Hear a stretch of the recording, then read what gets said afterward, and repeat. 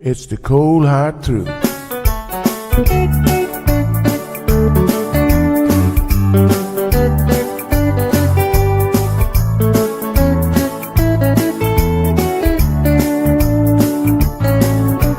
Everyone really want to know what's going on with her show. Just get on the air and you will know it's Sandra. The queen of the mile road is here, helping people from everywhere. Get on the phone and you will hear Sandra. Now she will tell you how it goes, but don't you ever step on her toes, 'cause you will hear the cold hard truth from Sandra. They say she's the hero in town, helping people from all around. You get a call, your money is found, it's Sandra.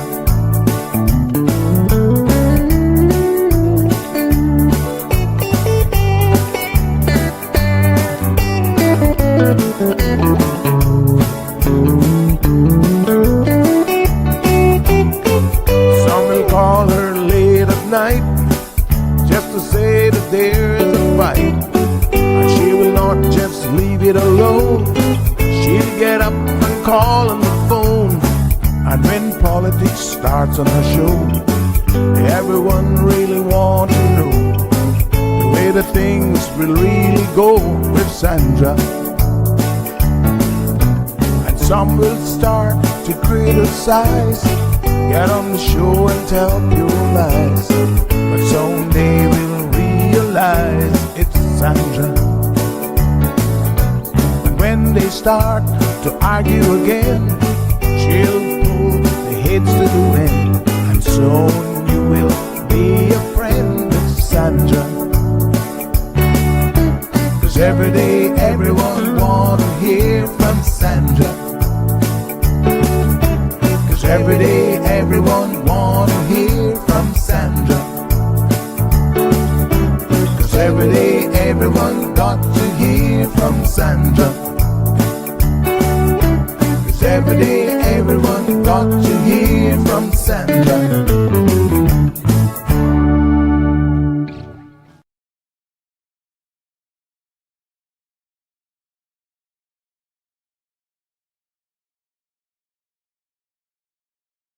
What day is this now? It's oh gosh, vacation days. They get jumbled together. It is Thursday. Yes, happy Thursday to everyone. Hope that you guys are having a fantastic week. We are here live and direct. I would say from the Cayman Islands, but I'm not in the Cayman Islands, but nonetheless, we've got people, of course, all over the world listening to the program. So good morning to one and good morning to all. And AJ, good morning. You should be receiving a little package from us perhaps today or tomorrow. So keep an eye out on a delivery that is actually coming your way. And so I've sent out the links to everyone this morning. Hope you guys are doing well. Just a few newsworthy tidbits before we get started into our primary conversation for the day. Number one, there was a fire overnight on the waterfront, right by, I guess it's still technically close to Hogstye Bay, but I think on the other side. And it looks like quite the blaze. We do have some video footage up on the social media channels. So feel free to check those out if you're interested in that event. Again, no real details yet on how it started. We haven't heard of any injuries, so thankfully that seems to not be a concern. But if we hear of anything, we'll certainly notify you guys if and when we do. And yeah, just be careful, folks. My goodness, I don't know what caused it, but be careful out there. And let me just see here. And we also have an update on yesterday's program, which is, let me just see here now. Right. So we have an update on yesterday's program, which is the couple. Interestingly enough, I was spot on when I said that they were probably English. Turns out they are indeed. Remember, I said if I was a betting person, I would only bet $5 because I'm not really a betting person. But I looked at the letter and how it was written, the verbiage that was used, and I ascertained that they're most likely 98 islands, but they do not even live here. They don't have PR. They don't have, they're just visitors on our island. And this is like, wow, it's a different level, quite honestly, of like, you gasp when you think about how people think and feel like they're so entitled, like their opinion matters so much on our little island. Anyway, based on their names, I think that we know exactly who they are now. So, quite interestingly enough, I believe their son, I'm still doing a little bit of digging, but I believe, based on the last name Walford, that he actually works as senior counsel at Global Investment Funds Group at Walker's Law Firm. Well, ask me if I'm surprised. And I will tell you, absolutely not. Of course, I'm not surprised. In fact, that would fit the profile. You see, now, if I was working for the FBI, I would have been a profiler because that, in fact, fits the profile really, really well of who I thought the type of people would be, that would do such a thing. So, yep, son is a lawyer at Walker's and the Global Investment Funds Group. And they feel like because of that now, they can come to the Cayman Islands and share their opinion with us as though we care about the size of our vehicles and just be so entitled about the way that they go about it. Not just entitled, but remember the verbiage that was used in the letter. And if you see the apology letter, for those of you who've not had an opportunity to see it, let me just say that as apologies go, this is what you call a non apology. It's not heartfelt. They put so much more energy into the initial letter, and this did not meet that level of energy. Now, a number of you have also said to me that what do you call it? The actual handwriting is different. So yes, so here is the supposed explanation for the handwriting being different. One spouse wrote the initial letter, and the other spouse wrote the apology. I'm assuming that that was done, quite frankly, because the spouse that wrote the apology letter isn't the one who wrote the initial one, and they're refusing to apologize. Hear me out on this one, folks. Apparently, the husband, from our sources, is refusing to apologize. And our sources actually said that he was the one who, wrote the initial letter to begin with and handed it to his wife, I guess. And when she couldn't reach the windshield, then he came out and did the work on his own behalf. Just a little bit weird, but she is the one who signed, Catherine here is the one who signed the apology letter. And I draw your attention to what she says. Again, showing how incredibly rude a lot of these English people are. Forgive me for clumping English people in one category because I'm sure a lot of them aren't rude, but once again, a lot of them are. They're rude and they're entitled. So this is what her apology letter actually says. And you got to read this. It says, "Dear Mr. Gregory, once again," which, by the way, the Caymanian went to the police. He did it the right way. He didn't find them on his own and decide to box them down. No, we don't do that sort of thing. He went to the police. He had the police track them down based on the license plate number. I believe that they were driving their son's vehicle. Like I said, they're visiting. And they were called to the police station, and he demanded an apology from them at the police station. So they wrote this letter, dated it 5/8/26, August the 5th, yesterday. And it says, "Dear Mr. Gregory, once again, I'm very sorry that the very silly note." Why are the English so dismissive? If you're English, you guys have got to explain this to me because I often struggle with the way you guys express yourself.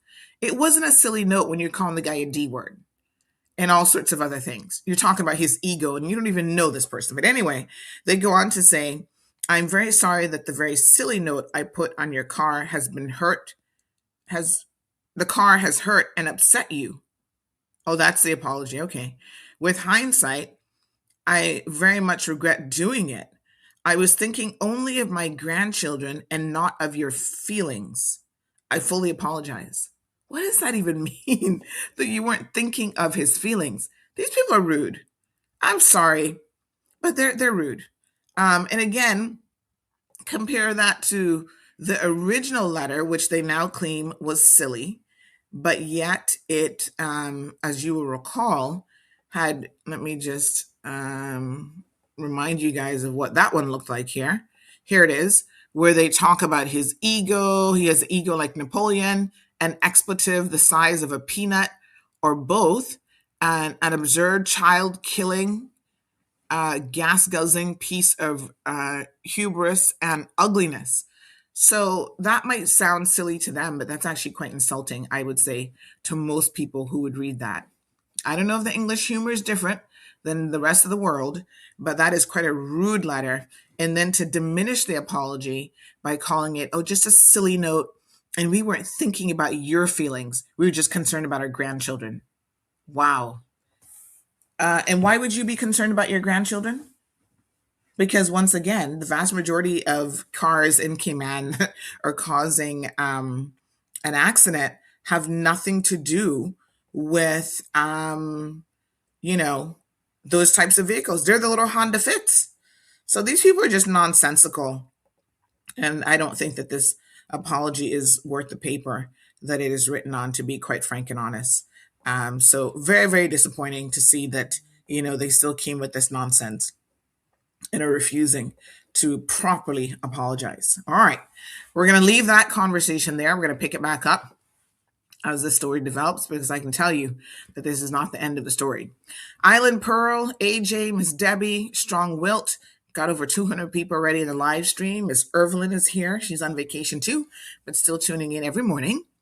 Damaris, Damien says, good morning from Zeta Star 6. What on earth is that, Damien? Sounds like you're on another planet. Morning to Miss Stephanie Brooks. Lanny is here. Miss Dean, Blissful British, is here. Debbie says, deport. Well, they're visitors. Hopefully they won't be here for too much longer. Irvlin, no more nonsense from outsiders, says Miss Debbie. Irvlin says, they're too darn enough. Well, that typically describes the English. And like I said, I hate to clump people together, but boy. Debbie says, deport him too. My goodness. Damien says that's what they meant by child killing, oil and bombing. No complaints in the 90s with Bush and Blair. I'm not really sure that you're in alignment with probably what they were thinking, but Evelyn says, look at how they smear their son's reputation. Even if he's someone who's always abides by the law, their son should have drafted the letter for them. Well, I mean, like I said, they took the time to write the letter, so they should issue a proper apology. And I don't think it's an issue of them not being able to write a proper apology. This is where they really don't care. And so even their apology has contained in it, that sort of dry British insulting way that some people seem to have about them. Really, really quite unfortunate, to be honest. All right. So let me see here. Yes. Thank you so much. Just tuning my camera just a tad bit before we go ahead and get started here. Yes. Okay. So Island Pearl says apology letter should come because they heard us talking about having their citizenship revoked. Well, yeah, they're not citizens. Let's be clear about that. And Auntie, those Brits, OMG, they're very mannered. They're very ill-mannered, racist, and ignorant. Some of them. Like I said, we're not going to count them because I know some British people who are just absolutely lovely. And they're not all like that, but a lot of them do come across a particular way. I got to tell you the truth. Debbie says, imagine what they do in the UK. Keith, good morning, says everybody in the world wants to live in Cayman, and it's time for us Caymanians to let them know that we will not and cannot allow this to happen. Good morning to Andrew. And we're going to be talking here with our guests in just a second. We're going to kick off the conversation where we're actually talking about Cayman's population growth and where we are and, what we're doing in relation to that. Damien says, hindsight, you mean forced regret because you got caught. Yeah.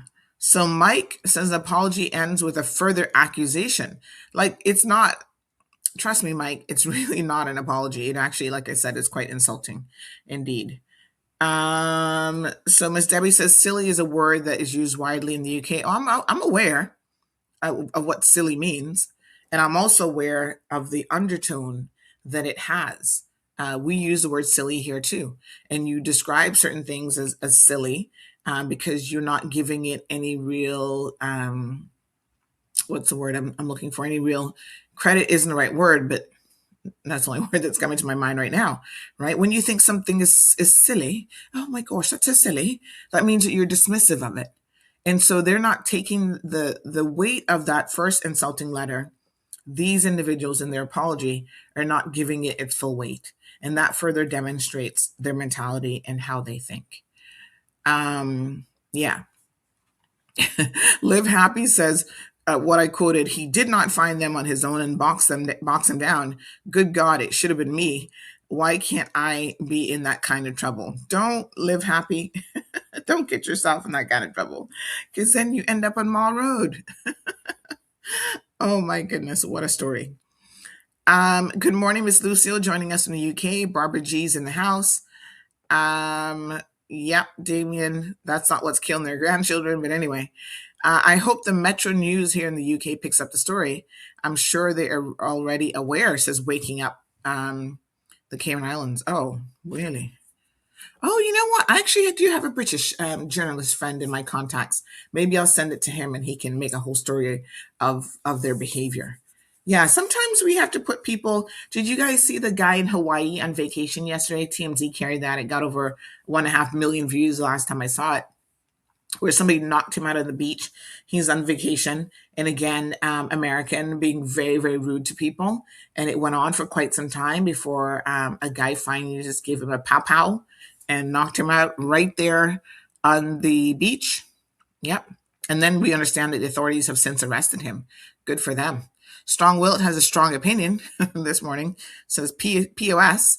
Andrew says they're trying to avoid legal ramifications due to their actions just because they got caught. Think before you do ridiculous things. Diamond Princess, good morning to you. Olivia, so nice to see you as well. All right, folks, we are going to go ahead and get started here now. So, yes, thank you so much. Listen, you guys are so amazing. Can I just tell you? I'm in the news business, but you guys make sure that I know everything that is going on. So this person says, "Good morning. That apology is not worth the paper it's written on. Typical English arrogance. And they were lurking around Salty's bar yesterday. How you know that, honey child? They sure were. And I have pictures of them looking around Salty's bar yesterday. So, like I said, my CMR team was very, very much on top of it, sending me the photos and them lurking around for quite a bit yesterday. They were definitely spotted enjoying their best life and not seem too bothered at all. I mean, I would have at least stayed in for a day to kind of show that I was sincere in my apology, but we know they're not sincere. So yes, we do have footage of them, quite ironically enough, lurking around Salty's bar. And yeah, they were having the time of their lives in the Cayman Islands, unbothered by their arrogant and disgusting behavior. So shall I show you a little photo or two? I know you guys are probably curious. So let's do that. And then we're going to go ahead and get into the conversation here. So like I said, I got sources, eyes and ears everywhere. So here they are hanging out at Salty's bar yesterday, living their best visitor's life. Good for them. Cayman is such a welcoming place usually, and we don't really harass or bother people. But when you start to be rude with your people, the dynamics is starting to change. So there we go. There they are, enjoying their time here on island. Really unfortunate that they've called all of this attention to themselves, where people are even spotting them and going, oh, that's the couple. KK says, disgusting. All right, let's switch gears this morning. Let me take a quick commercial break, and then we're going to come back and talk about Cayman's population explosion, honey child. We'll be right back after these messages. If you're a parent right now, you already know the cost of living has gone up. Rent, childcare, groceries. When the cost of living rises, government must rise to meet it. And we have. Under the revised ECAP policy, our Early Childhood Assistance Program, we've increased funding to keep pace with what families are actually paying today for their children's early education. Who benefits? A father working every hour he can. A single mother doing it alone. A grandparent raising grandchildren they love. Maybe that's you. Up to 235 Caymanian children will benefit directly. And I want every single one of them to have the start they deserve. That is why we're here. If you've applied before and been disappointed, I encourage you to try again. If you've never applied because you assumed you wouldn't qualify, now is the time to find out. And if the funding didn't feel like enough before, it should now. Is your child 3 years old and Caymanian? You may qualify. Visit us at moeapplications.gov.ky and apply for the 2026-2027 academic year.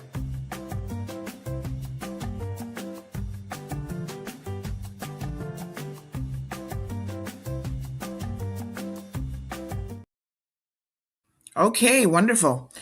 So please take advantage of that ECAP program if you haven't already. We encourage you to do so. The government has expanded the funding for it, and they've also expanded how you can apply. Really, really trying to encourage parents to understand the importance of early education when it comes to your children, and the resources have been made available. So please, folks, don't let any Caymanian child go without a good education, because as we talk about things like the population growth, the jobs that are available out there, Caymanians will be left behind in their own country if we're not prepared. And we don't want anybody to be able to put that in our faces to say, oh yeah, you guys have been left behind in more ways than one. Everybody's taking your job because you're not prepared to take them yourselves. All right. So let me just introduce, in case you are unaware of who Miss Marla Dukharan is. She's a regular fixture on our show. We're so pleased to have her back today. She's a very knowledgeable and accomplished economist with deep knowledge of the challenges facing the Caribbean, because herself is a Caribbean professional, originally hailing from the beautiful island of Trinidad. So Miss Marla has as an economist, she is all about data, and she believes in evidence-based analysis and providing insights based on that.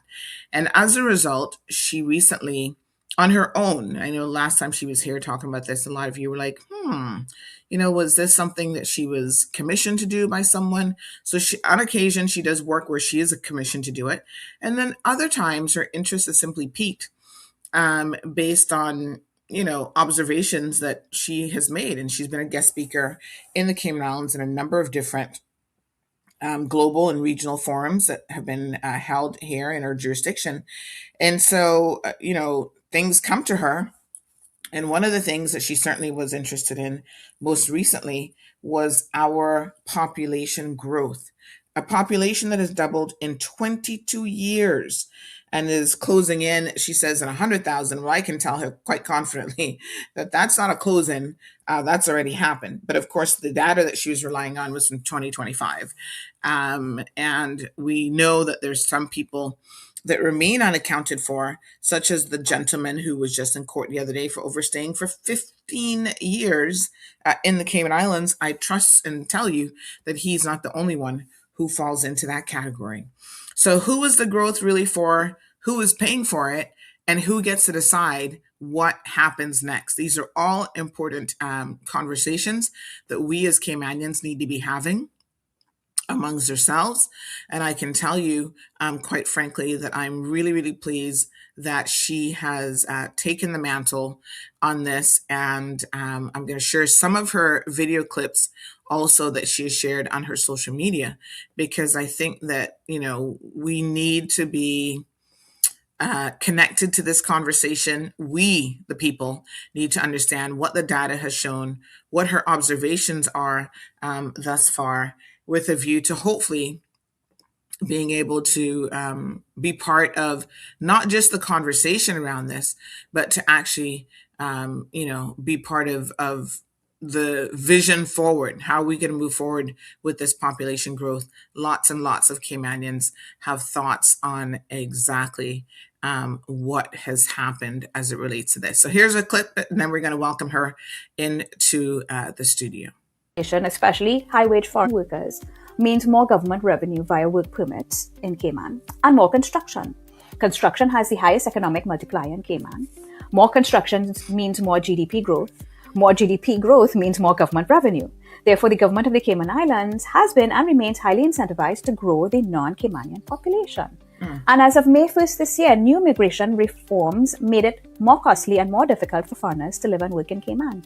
The effects of these reforms will take some time to play out, but they could dampen work permit demand, slow population growth, slow construction, slow GDP, and reduce government revenue, with knock-on effects on the quality and levels of public services that the government can provide. Now, the bottom line is this: the size and trajectory of the non-Caymanian population is one of the most powerful levers shaping Cayman's socioeconomic future. And right now, Cayman is drifting towards an unknown population size by default. A number reached by default is still a number that you will have to live with. So how do you feel about all of this? Well, I have created a brief, anonymous 10-question survey. It takes less than 2 minutes to complete, and the results will be analyzed and published so that what Caymanians actually think is visible to the people making these decisions and visible to all of you. The link is in the description below. The best way to predict your future is to create it. And the voice of the people is the voice of God. A direction set by many tends to serve more, and few places, in my view, understand that better than the people of the Cayman Islands. The link is below. Please take the 2 minutes and respond to the survey, and please share this widely. Thank you very much. All right. Cayman Islands Future Population Survey. I think the survey may have been closed, but let me just get all of those details now. Folks, please put your virtual hands together for none other than, let me just adjust my camera setting 1 quick second here. None other than Miss Marla Dukharan.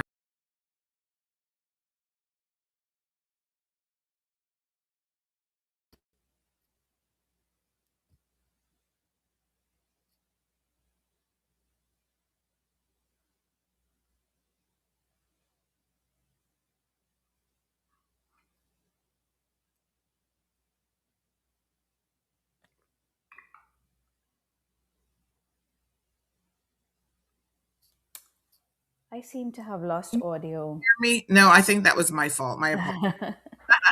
I'm hearing you now. Yes, I was making some adjustments there to the camera. So good morning, good morning, good morning. Good morning, Sandra. How are you? Yes, I'm doing well. Thank you so much for joining me. This is a part 2, really, of this very, very important conversation. Last time we got kind of, I feel like, halfway through it, but didn't quite get to complete our discussions on this. And we had so much feedback and so many questions following the show, folks. We thought that it would be fitting to continue the conversation. So before we get any further into it, can you let me know, is the survey still open for people to participate? No, unfortunately. Closed. Yeah, we ran it for just over 2 weeks. Mm-hmm. So no, it's been closed for maybe 2 weeks. And I'm looking at the results now. The results are quite interesting, but I haven't had the time to analyze yet. Yes. But no, sorry, the survey is closed, unfortunately. Okay. All right. So we hope that most of you got an opportunity to participate in it. We were pushing it quite heavily, certainly on our social media. Absolutely, on our platforms. And this is really an important conversation. Now, quite a few of the local publications, Marla, picked up on this conversation, and they looked at different things and wrote a variety of different stories. Was there anything out of those stories that seemed surprising to you when you read them? Did you think, this is an interesting angle that this particular, and I'm not picking any media house, but a particular media house might have picked up a different angle. Did any of those stories surprise you at all? I don't know that any surprised me. I was grateful that the coverage. Well, there, like you said, there was a lot of coverage, so I was grateful for that. It is clearly a topic that so many people are concerned about, which is why I wrote it. Because when I was there in May in Cayman, everybody I spoke to, we ended up talking about this. And so, which is why I wrote this article, because I felt like it had to be written. The issue had to be explored. The interrelationships of all these variables had to be explored. And I feel like the survey had to be done because I feel like people wanted to express how they felt, but there was no cohesive way to do that. I note that there was a government minister, a minister of, I think, immigration. I Mr. don't know. Miles, yes. Correct, yes. Seemed to suggest that I was suggesting that, the government, that their fiscal revenue might have been in some challenges, and this is why they, I guess, are incentivized to continue to allow foreign workers via work permit. And that's not what I said. I basically was showing that there was a high correlation between work permit numbers and foreign workers and government revenue, which that correlation exists. Not that the government needed the revenue and that's why they allowed the work permits. But the thing is, and Paul Biles made an important point, that there aren't enough Caymanians to fill all the jobs. We know this, right? This is simple arithmetic. So you need foreign workers, okay? Of course, we all get that.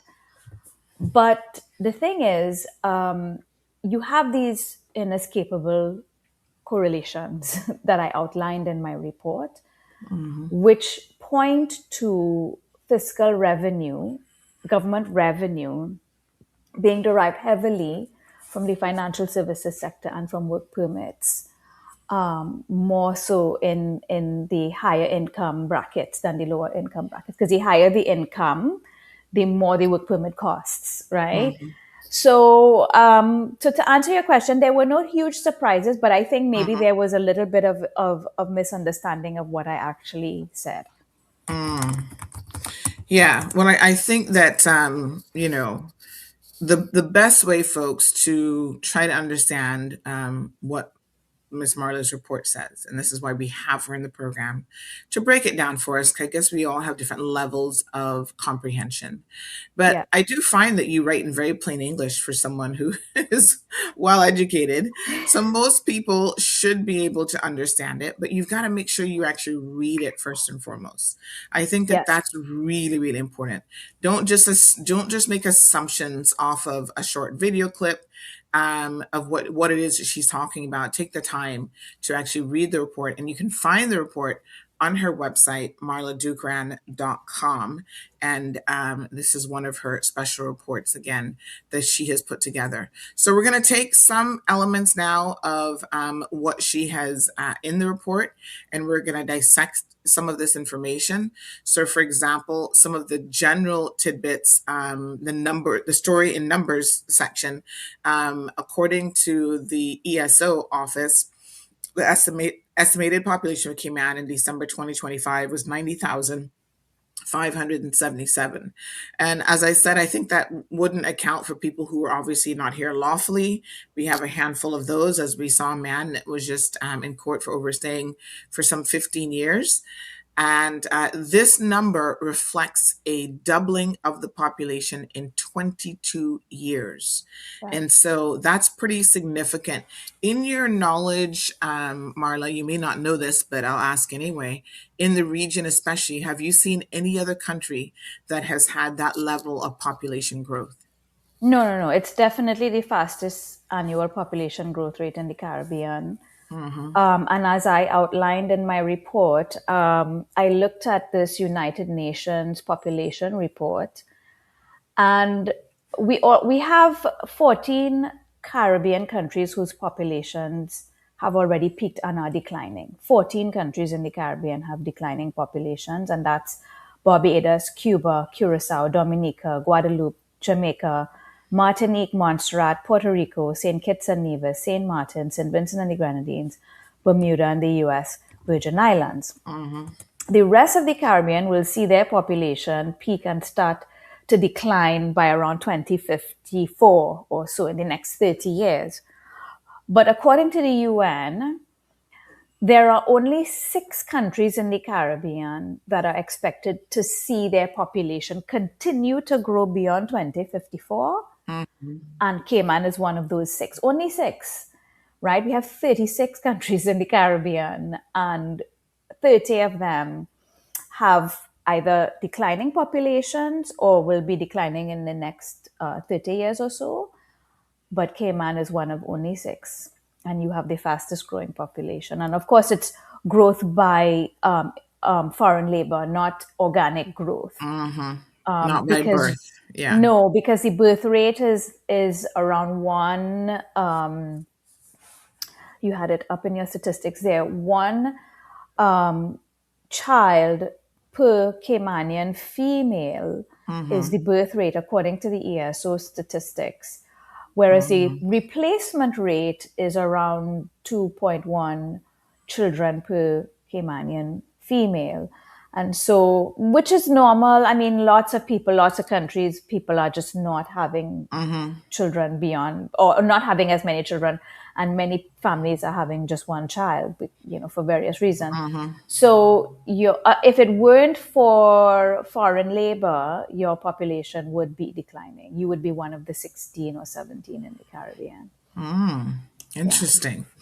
All right, so let's break this down, because of course, that's probably no real significant surprise to the people of the Cayman Islands. We feel the influx of the foreign workers, and one of the things I will hear people say on occasion, Caymanians say to me, and I'm not really of having more children, surely that you can't afford.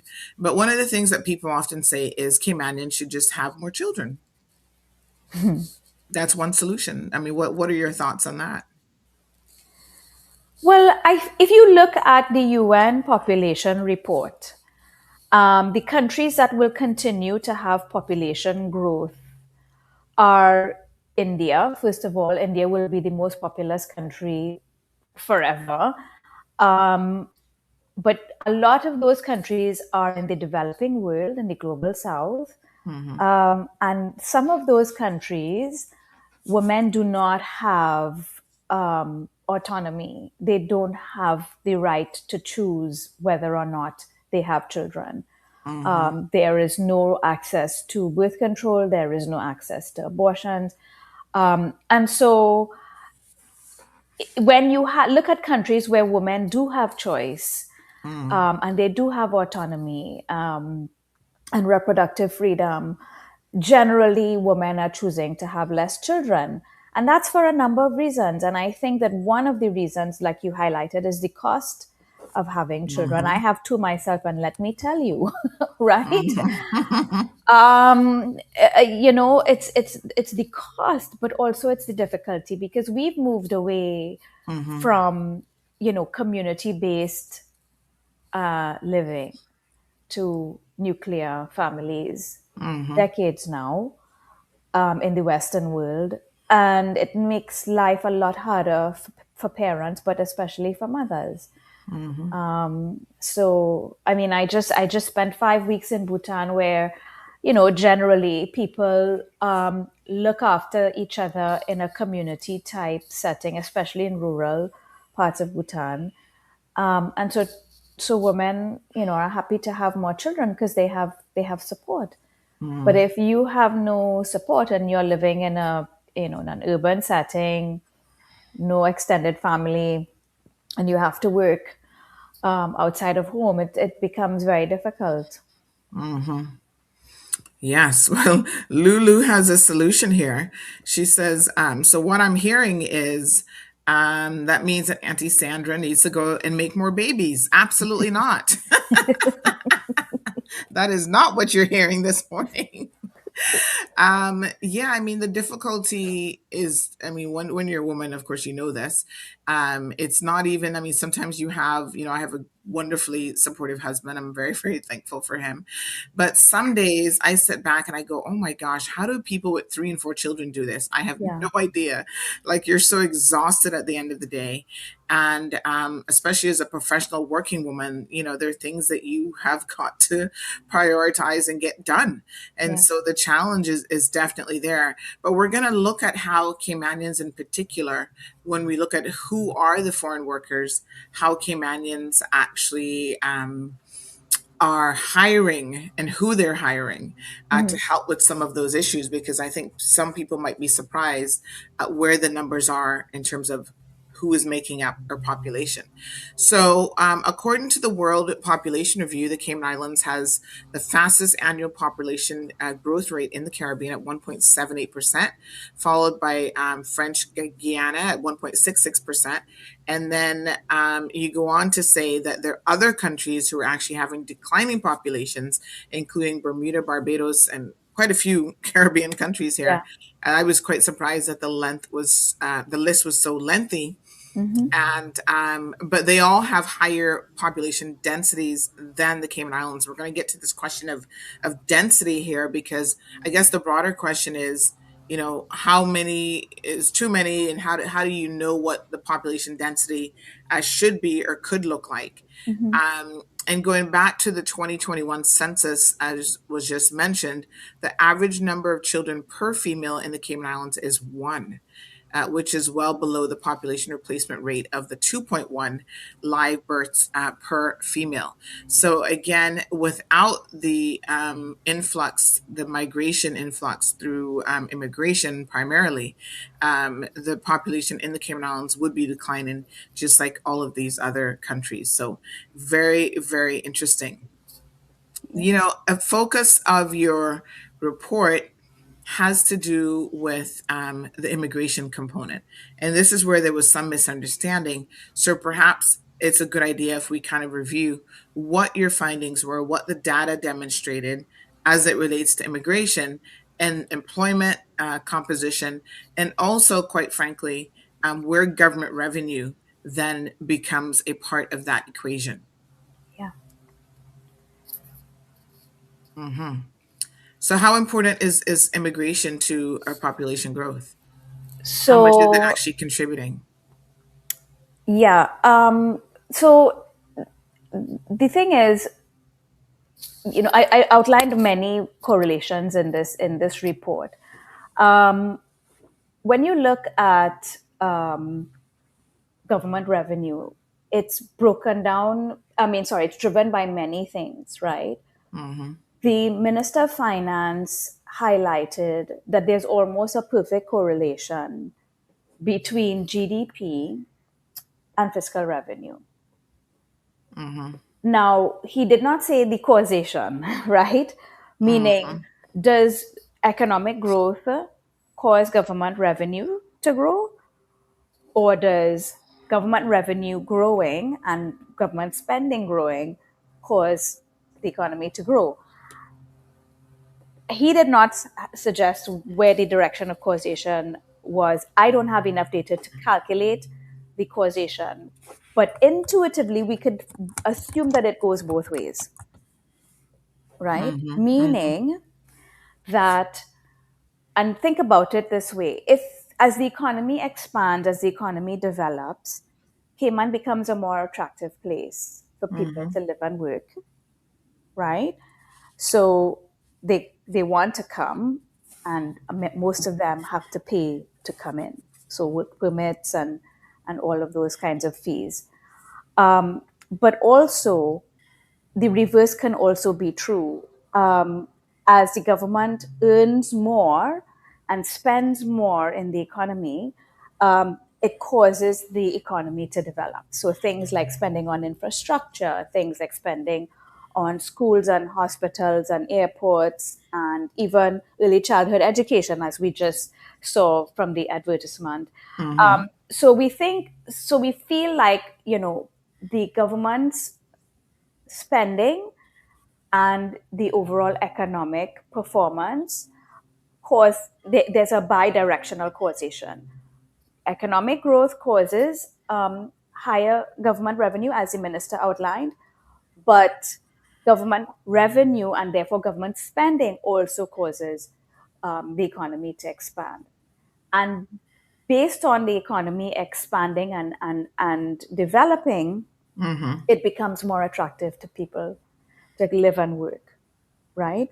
And so that relationship means that you have more people wanting to come and work in the Cayman Islands based on availability of jobs as well. Let's not pretend that people just decide to come to Cayman to work. No, those jobs have to be created by somebody.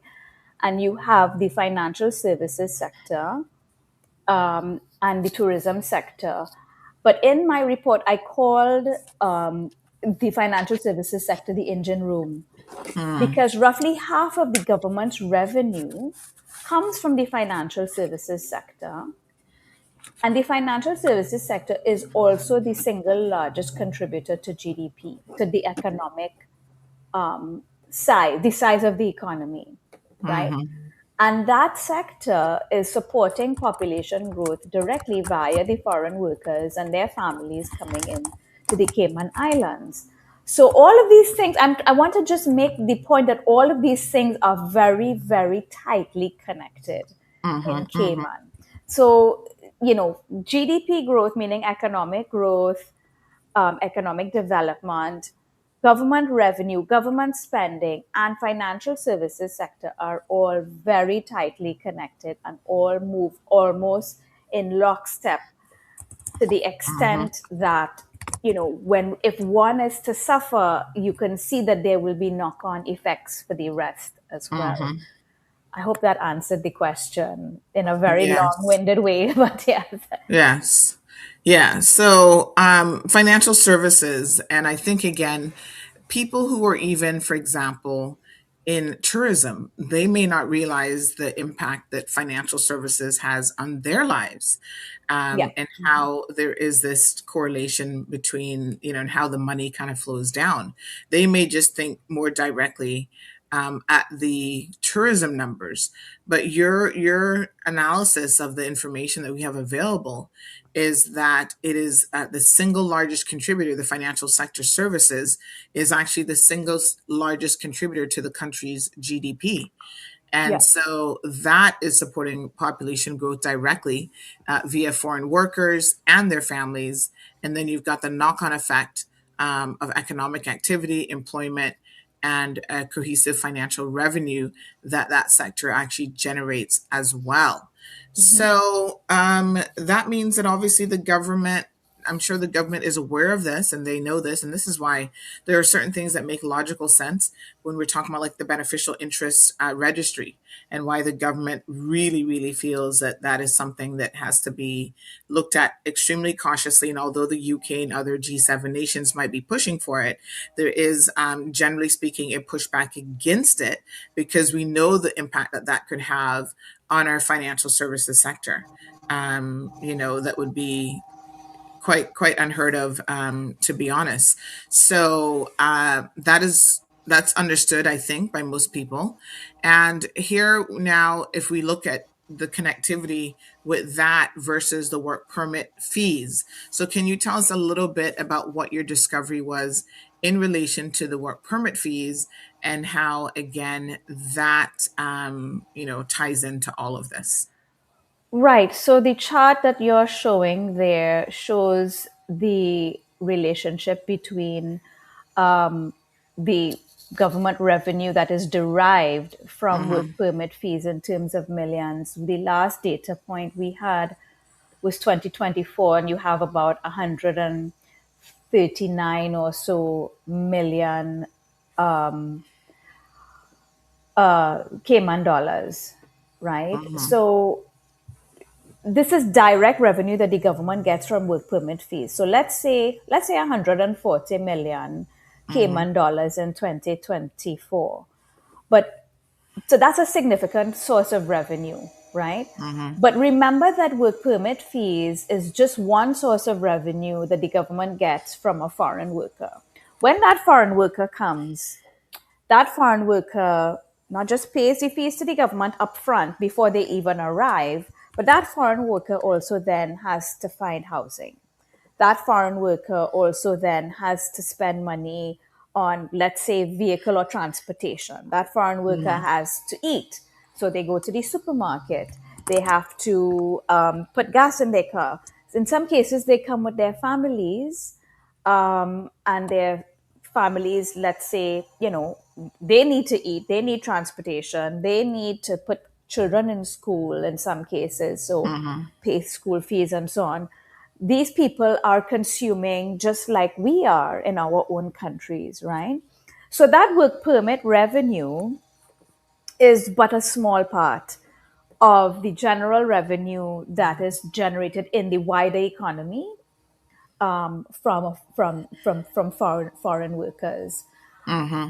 And but that relationship is very important. And when you look at the work permit fees, let me I just want to make the point here. When you look at the employment composition, right? Public sector jobs are a fraction of the overall. Yes, the government is single largest employer. 13% of the total labor force was employed by the government. So the rest is the private sector.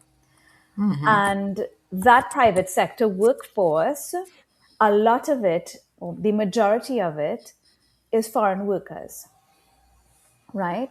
Now, when you look at the monthly basic earnings and the lower down in the report, the monthly average compensation by industry, when you look at the highest wage earners, they're the ones whose work permit fees are the highest, right? You have professional, scientific, and technology at the highest, and financial and insurance, the second highest. So those sectors are attracting the highest paid workers and, of course, paying the largest work permit fees. And so these are the job functions that are giving the government the most revenue per work permit. And the financial services sector is where largely and of course the health sector as well. Those two sectors, I think, is where you would probably get the highest paid workers based on what I'm seeing here in from the data on monthly average compensation by industry. Yeah. Interesting.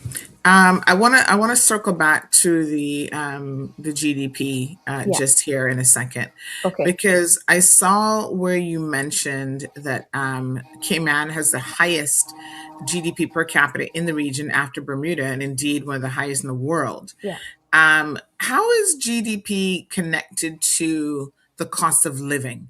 Because I know that Bermuda and Cayman also have a reputation in the region for being the most expensive countries to live in. Is there a direct correlation between the two normally?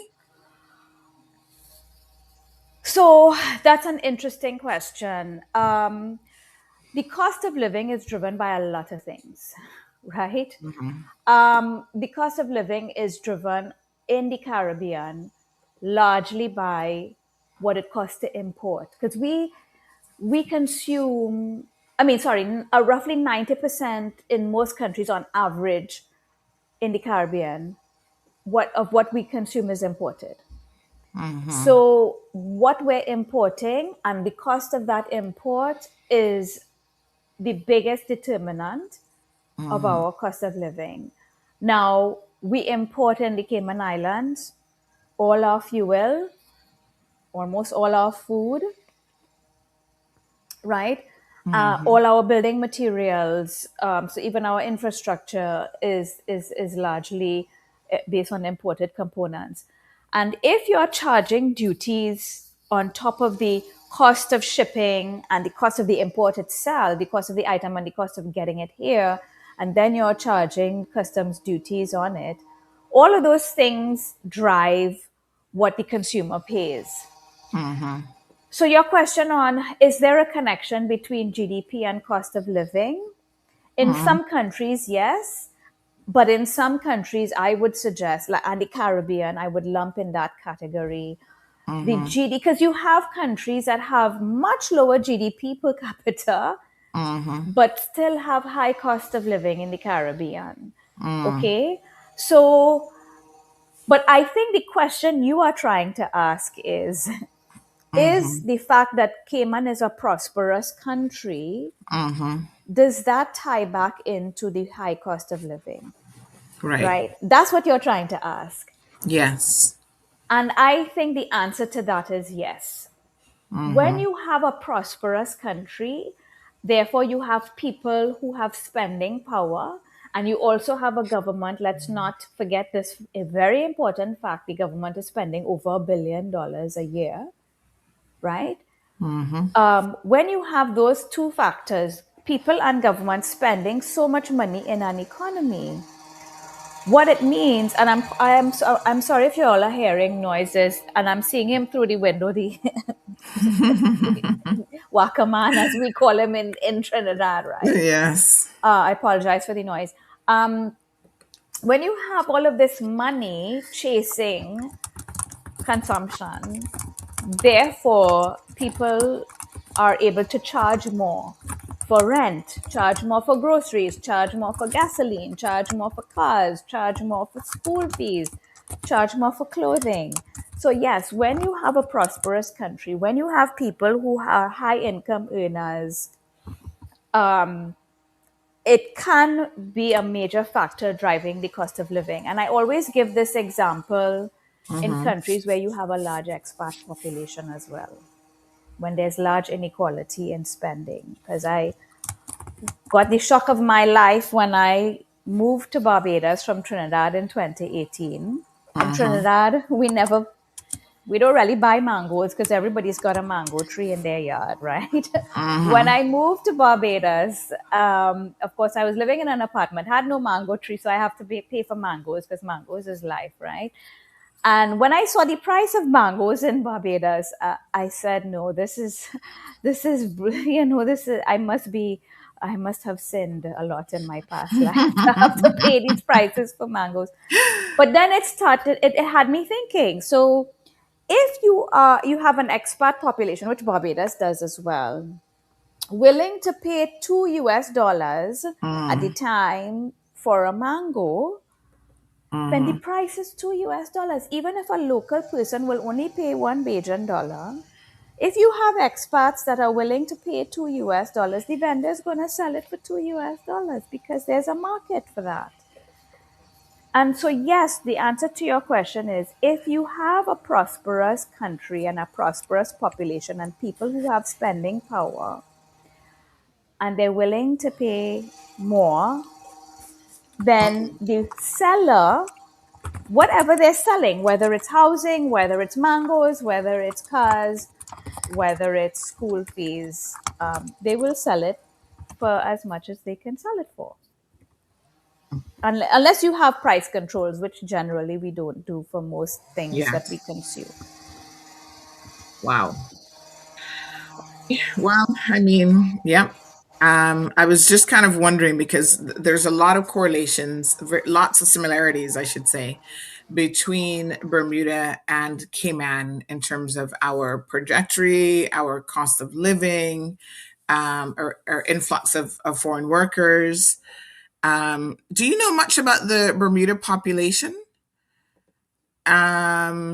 Meaning the size of the population, or yes, they're a bit different from Cayman. I know a little bit, not a whole lot, as much as I yes. know about Cayman. But as far as I'm aware, they're not outnumbered. Bermudans are not outnumbered in Bermuda the way you are in Cayman. So they don't have as large an expat population, or I should say foreign worker population, because I know that word expat is a bit loaded.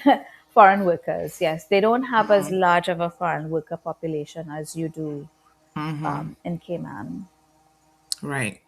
And naturally, with the increase in the population growth, we see a correlating increase when it comes to government revenue derived from work permits by year, Yeah. except in 2020. What happened in 2020?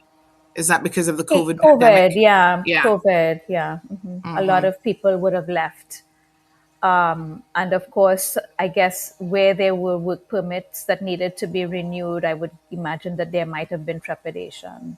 So but that was not a huge dip. It quickly recovered right back in Yeah, '21. and yes, and continued to grow Yeah, straight up until the last available numbers. yeah. So we do have some comments here, and of course the phone lines are open as well, folks. 936-2626.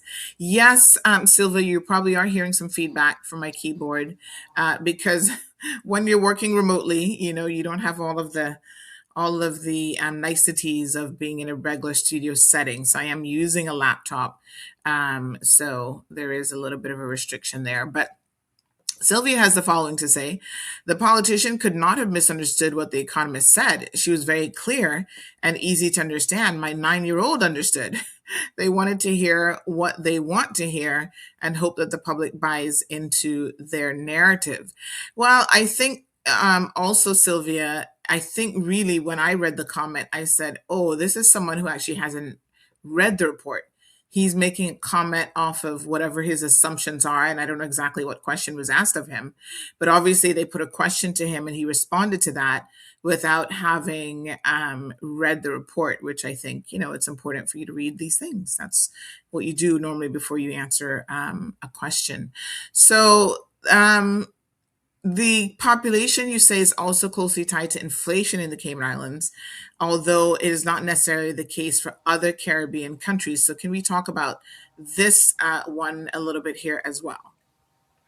Sure. So, in the section of the report, what it costs to live here, as you highlighted, Cayman does have the second highest GDP per capita after Bermuda.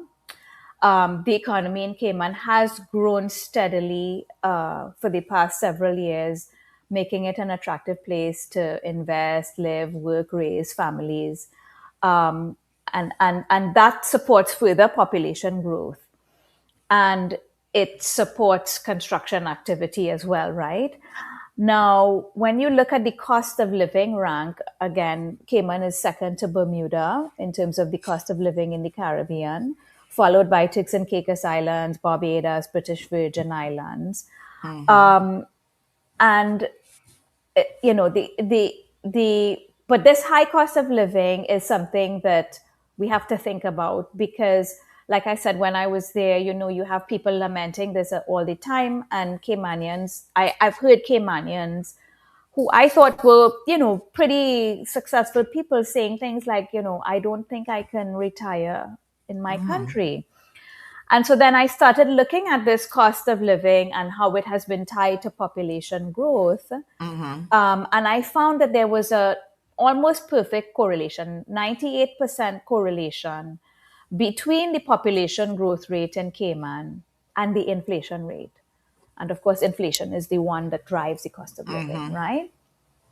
Now, I don't have enough data to prove causation, meaning does population growth cause inflation or is it just highly correlated?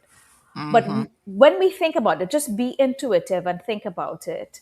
You would imagine that more people coming to the island, demanding more goods and services, as we just discussed, is probably going to cause the price of those goods and services to go up versus going down. If a store owner cannot sell his goods, he's going to drop his price. But if he's selling, if everything is flying off the shelf, then he knows he can raise his price a little bit, right?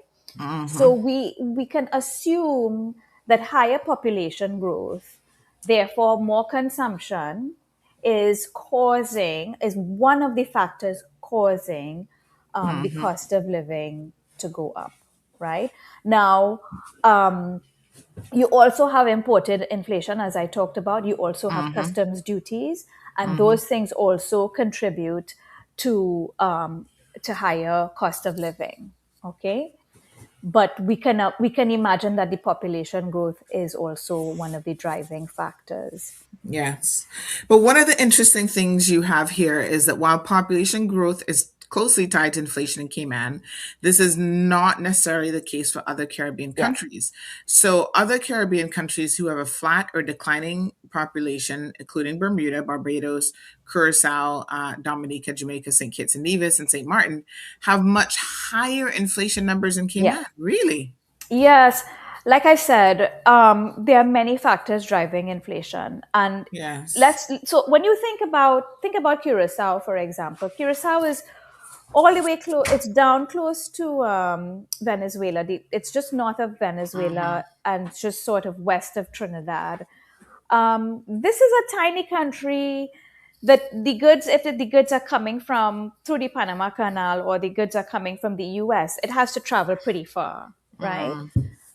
And so when you think about shipping costs, when you think about buying power and how a small population may or may not be able to buy in large quantities and therefore lower prices, these are some of the dynamics that small island developing states have to deal with. And so like I was saying, population is one factor, but it's not the only factor. And in some countries, it's not the most important factor. Taxes is a big problem. I should say a big driver of the cost of living. Like I said, if you have high customs duties, then that's going to drive the cost of living higher in your country.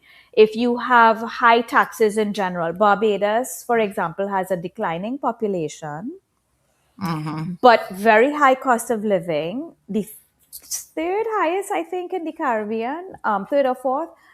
And one of the reasons for Barbados having such a high cost of living is the tax structure. It is the highest tax jurisdiction in the whole of the Caribbean. I mean, I lived there for years, and I can tell you, you pay, there's customs duties that's applied on everything. Then there's a 17% VAT on everything, almost Wow. everything, except for basic food items. Then you have income tax of, close to 30%. So all of those things get passed on to the consumer, right? All of those costs, even mobile minutes, 22% VAT on mobile, Wow. highest in the Caribbean, right? And so these costs add up to the cost of living, especially when food, mobile connectivity, internet connectivity is a big part of how we live and work. These drive your overall cost of living, and so that's one. So taxes are a big part of the cost of living. Even when the population is declining, you are still having these factors driving cost of living in Barbados, for example. So interesting. And of course, that is the one thing that Cayman doesn't tend to have a whole lot of. I mean, we don't have a VAT, we don't have employment tax. Income tax? No, you don't income have income tax. tax. But what you do have is indirect taxes, Yes. right? So So you that's have duty, importation, stamp duty. property, different types of stamp duty. Right. But if we could just talk about taxes for a second. Yes. You have direct taxes and indirect taxes. And as we just discussed, Cayman has indirect taxes. You're not taxing directly people's incomes or corporate incomes. But what Cayman has is a regressive tax structure. What does that mean?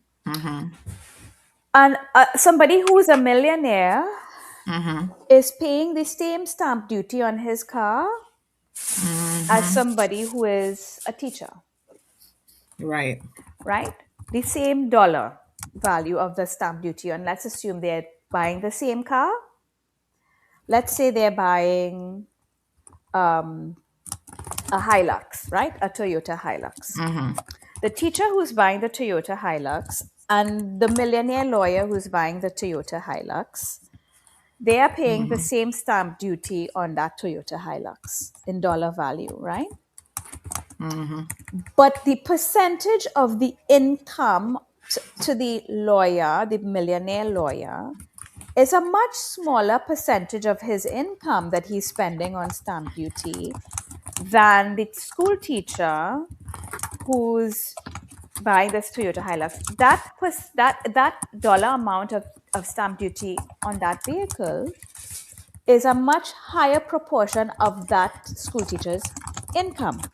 And that's what it means when you say a tax is regressive. It means that the richer you are, the higher your income, those income earners at the highest levels are spending a smaller percentage of their income on these indirect taxes than are people at the lower income levels. They're spending a higher proportion of their income on these indirect taxes. And generally, a regressive tax structure affects lower income earners disproportionately, right? And it is pro-poverty. So even though you don't have income tax and corporation tax, I would suggest to you that this is one of the major challenges in countries like the Cayman Islands, but Cayman is not the only one, where you have a regressive tax structure that is pro-poverty and does not support socioeconomic progress for your people. And I've written about this extensively, that this is something that I think needs to be looked at in Cayman. So what would be a possible solution then? You're saying is that if different people carry the weight differently, Yeah. based So on the lower yes. income earners are disproportionately affected by these indirect taxes. Well, there are measures like what the government has implemented, where, for example, you exempt first-time home buyers who are Caymanian, for example, from stamp duties. That's one very good way of making sure that the lower income earners are not hit by these things, by these indirect taxes. But another way you can sort of level it out is you can have a wealth tax. You can have a tax on ultra high net worth wealth as well as incomes. So you can say, okay, I'm not going to have an income tax below, let's say, $1 million. But once you're over $1 million, you need to pay me 5% or whatever a year. And that tends to balance things out, because then you use that tax revenue to, for example, reduce the amount that you're charging on stamp duties. Another thing you can do, which I suggested in this report,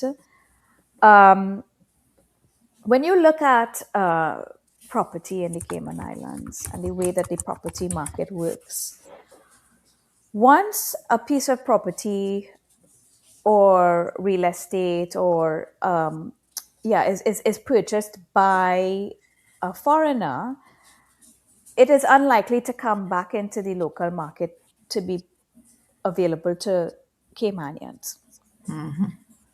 Let me repeat that. Once a piece of property is sold to a foreigner, it's unlikely to come back into the market for a local to be able to buy it, right? Therefore, when you look at property in the Cayman Islands, which is a finite resource, there's not unlimited property. There's only a certain amount of space we have in terms of land, and there's only a certain amount of building height so far, according to the law, that we can go, right? So there's a finite number of or amount of property that you can sell. And when it leaves, it doesn't come back. So it's like a barrel of oil in my country, like Trinidad and Tobago. When we sell a barrel of oil or a British thermal unit of gas, it's gone. It's never going to come back. And therefore, you should be taxing this in that way, that it's never going to come back. It's going to be in the hands of foreigners.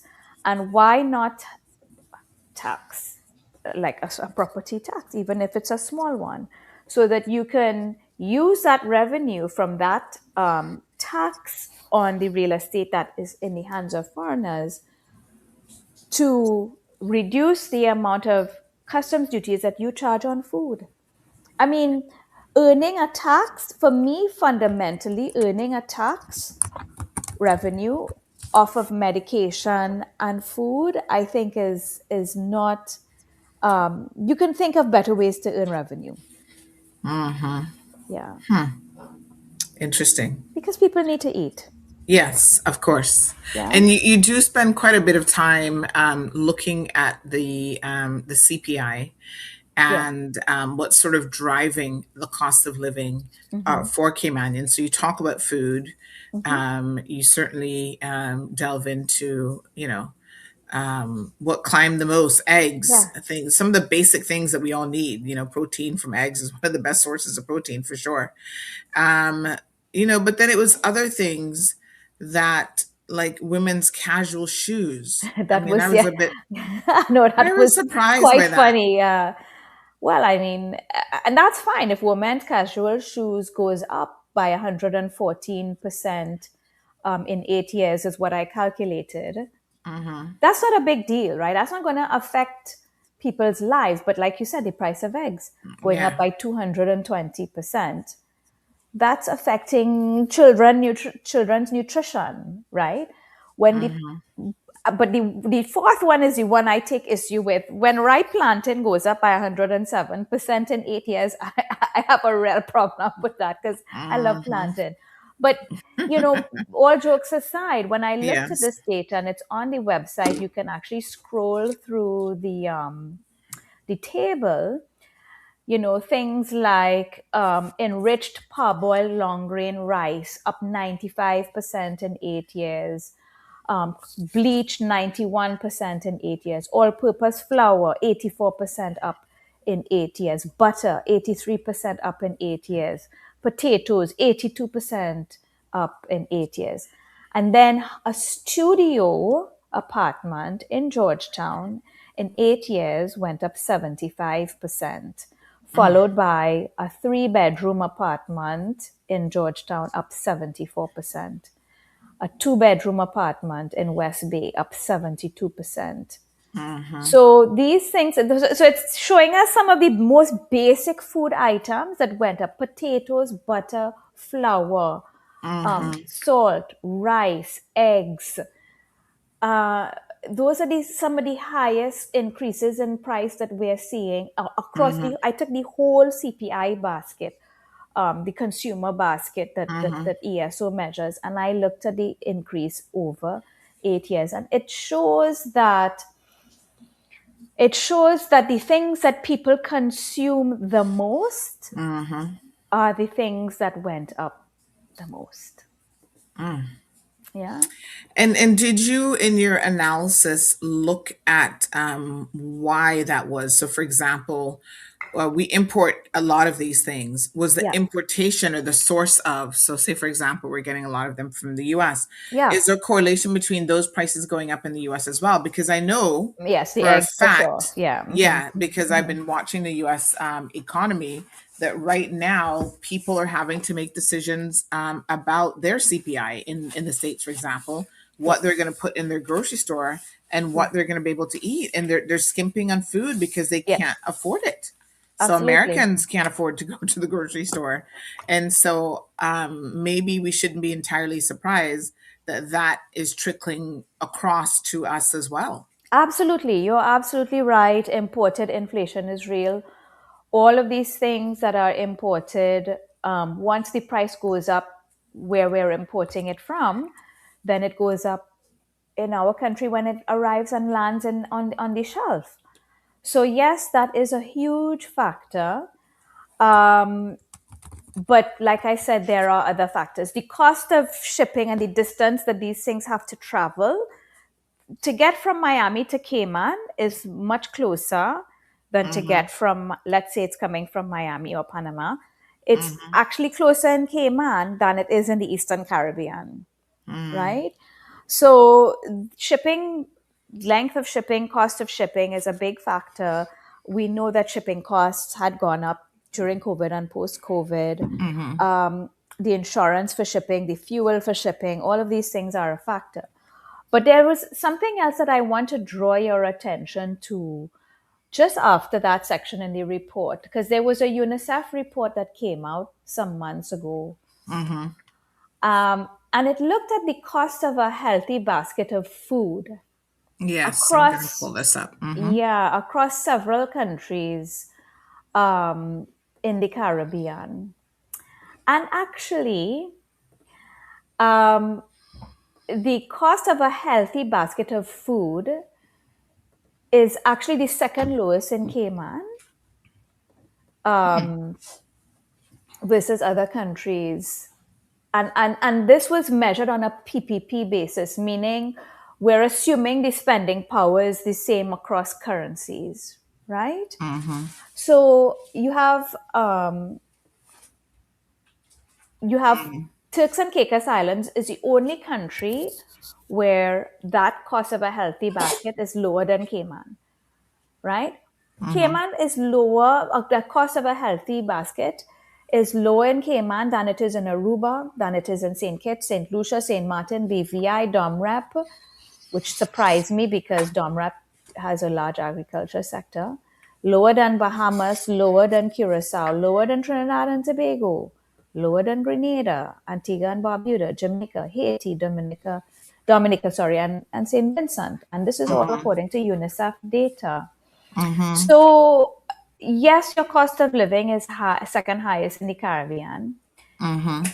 but a cost of a healthy basket of food in Cayman is one of the lowest in the Caribbean. Wow, Yeah. that's shocking. It is. It was quite shocking to me too.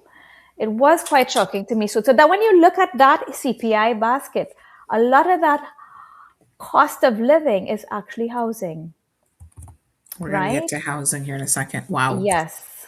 Mm-hmm. Unbelievable.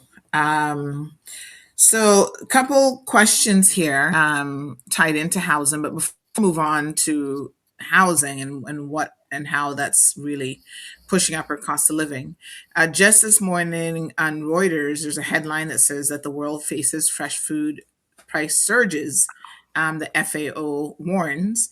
And so now it says that the world again is on the verge of another bout of food inflation Yeah. as wars in Iran, Ukraine, along with El Nino, create a perfect storm of higher cost and lower crop yields. So, this is Mm-hmm. according to the chief economist of the United Nations Food and Agriculture Organization. So, Yeah. food prices were a key driver of the 2020 global inflation surge, but have been relatively benign so far this year, even tempering, they say, in some places that surge has been caused by high energy costs. Yeah. However, that is about to change again. So this is where I think knowledge and information is important for our local Caymanians to be conscious and aware of. We have to know when these things are coming down the pipeline so that when we go to the grocery store, we don't all of a sudden start cursing out the Fosters and the Colonels to say, look at what they've done to food again. These are Yeah. global factors that are impacting us. So, commodity prices for wheat, rice have increased in recent months. And, that's if they have a good harvest. Now, if the harvest is impacted by different factors, natural gas, because it uses fertilizers, for example, this whole situation in the Strait of Hormuz because of the war is a problem that's going to affect all the inputs of agricultural commodities and agricultural systems. So, Brent oil, because it's used for pumping, packaging, processing, and transportation, natural gas, because it's used for fertilizers, and the damage inflicted by the wars. We have to still remember that there's an ongoing war in Ukraine and Russia. That's oil and gas infrastructure, curtails the import market for diesel and natural gas. And then now there's a situation in Iran as well. Yeah. All of these things have a trickle down effect. Yeah. And we don't often think about it. I'm really, really surprised a lot of times when you talk to the average person in the Cayman Islands, they think that their politicians have a lot of control over inflation and over the cost of living. when we don't. But we're going to get to that factor of housing, because I think that is one area in which perhaps we can make some real strides. Yeah. But the US, which is considered self-sufficient by most key inputs, without federal assistance, farmers are growing 9 principal crops, and they are slated to lose anywhere from about 32 billion in 2027. And this is according to the American Farm Bureau Federation, an industry lobby group. So, on a per acre basis, every crop analyzed is projected to remain below the break even point into 2027. So, global wheat and corn planting already were cut in the first 3 months of the Iran war. And some US producers have shifted to soybeans because they require lower fertilizer inputs.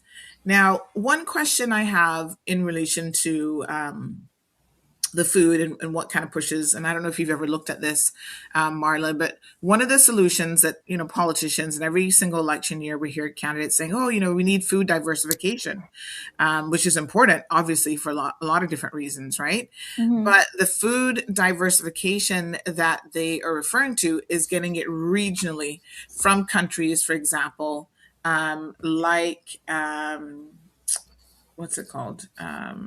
Belize, Belize, Jamaica, Dominican Honduras. Republic, yeah. Yes, Mm-hmm. more like Honduras and Jamaica, potentially Belize. I'm not too sure about Panama, but are those countries, do they have any better food security that Cayman could rely on them as a source? I shouldn't comment on what rate of food security different countries have, because I don't have that data.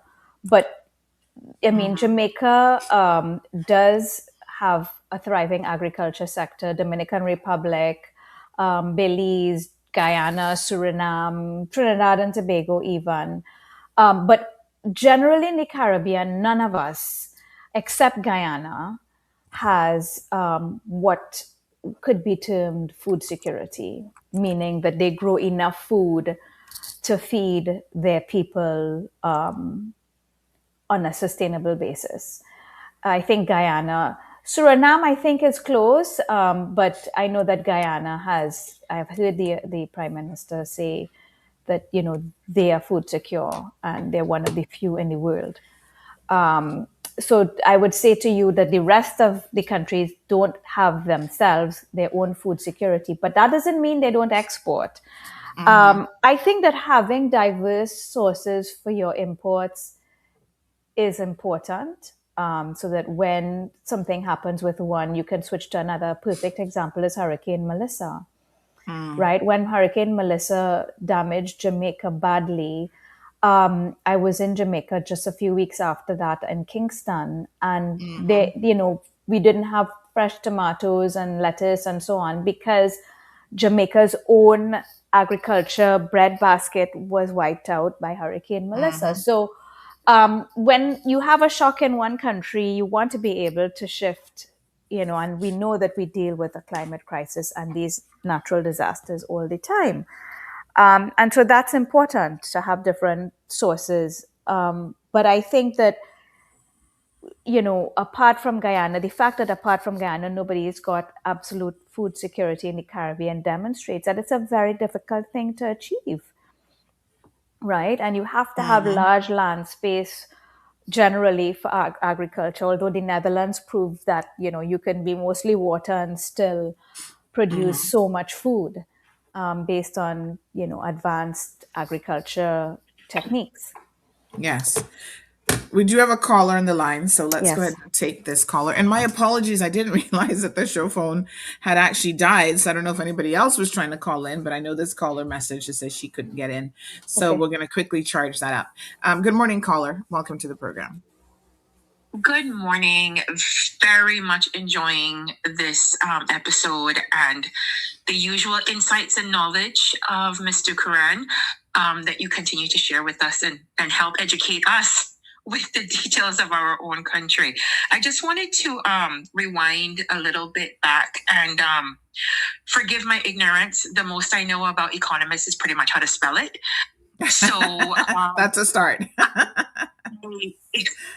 If you say say so. But yes, I heard what you were saying earlier about the fact that Cayman is one of the 6 Caribbean countries that is slated to pretty much see, according to the statistics, a potential increase in population. And I'm just wondering, is that pretty much based on the fact that we are one of the younger countries, and whereas a lot of the other ones are, well, much larger as well, but have been developing for a much longer time, they've kind of already plateaued and are doing the reverse, and we are behind. I mean, 50 years ago, a lot of people in other countries all over the world hadn't even heard of us. And I'm sure you're aware that we were slated as the islands that time forgot. So I'm just wondering if it's because we're behind and just catching up now. And I will hang up and listen to your response. Thank you. Have a good morning. Thank you very much. Good question. Yeah, thanks for that question. No, the UN population report basically is making this projection of population growth based on statistics like historical population growth and birth rate. And also in Cayman, the historical population growth has not been driven largely by birth rate, as we discussed. It's driven by net inward migration because of foreign workers coming to the Cayman Islands. So they are not looking at the age of the country and whether you're developing. They're looking at the fertility rate. Fertility rate meaning how many babies, live births they're called, how many babies does the average woman have? And they're also looking at migration. So you have countries in the Caribbean, 16 countries that have declining populations. And that's based on 2 factors generally in the Caribbean. We have low birth rate, as does Cayman. Most of us have low birth rate, but we also have net outward migration in most Caribbean countries. I'm sure you all have heard of the term brain drain. The Caribbean suffers from brain drain at a rate that is 50% worse than the average for all small island developing states globally. Wow. We have a very bad brain drain problem in the Caribbean in general. And that's based on many, many, many factors. But Cayman is growing based on net inward migration. So you all have the opposite. You all have brain gain. Cayman has brain gain. Guyana has brain gain now. People coming back, Guyanese who would have migrated, or the diaspora migrating back to Guyana because, of course, Guyana is having an oil boom.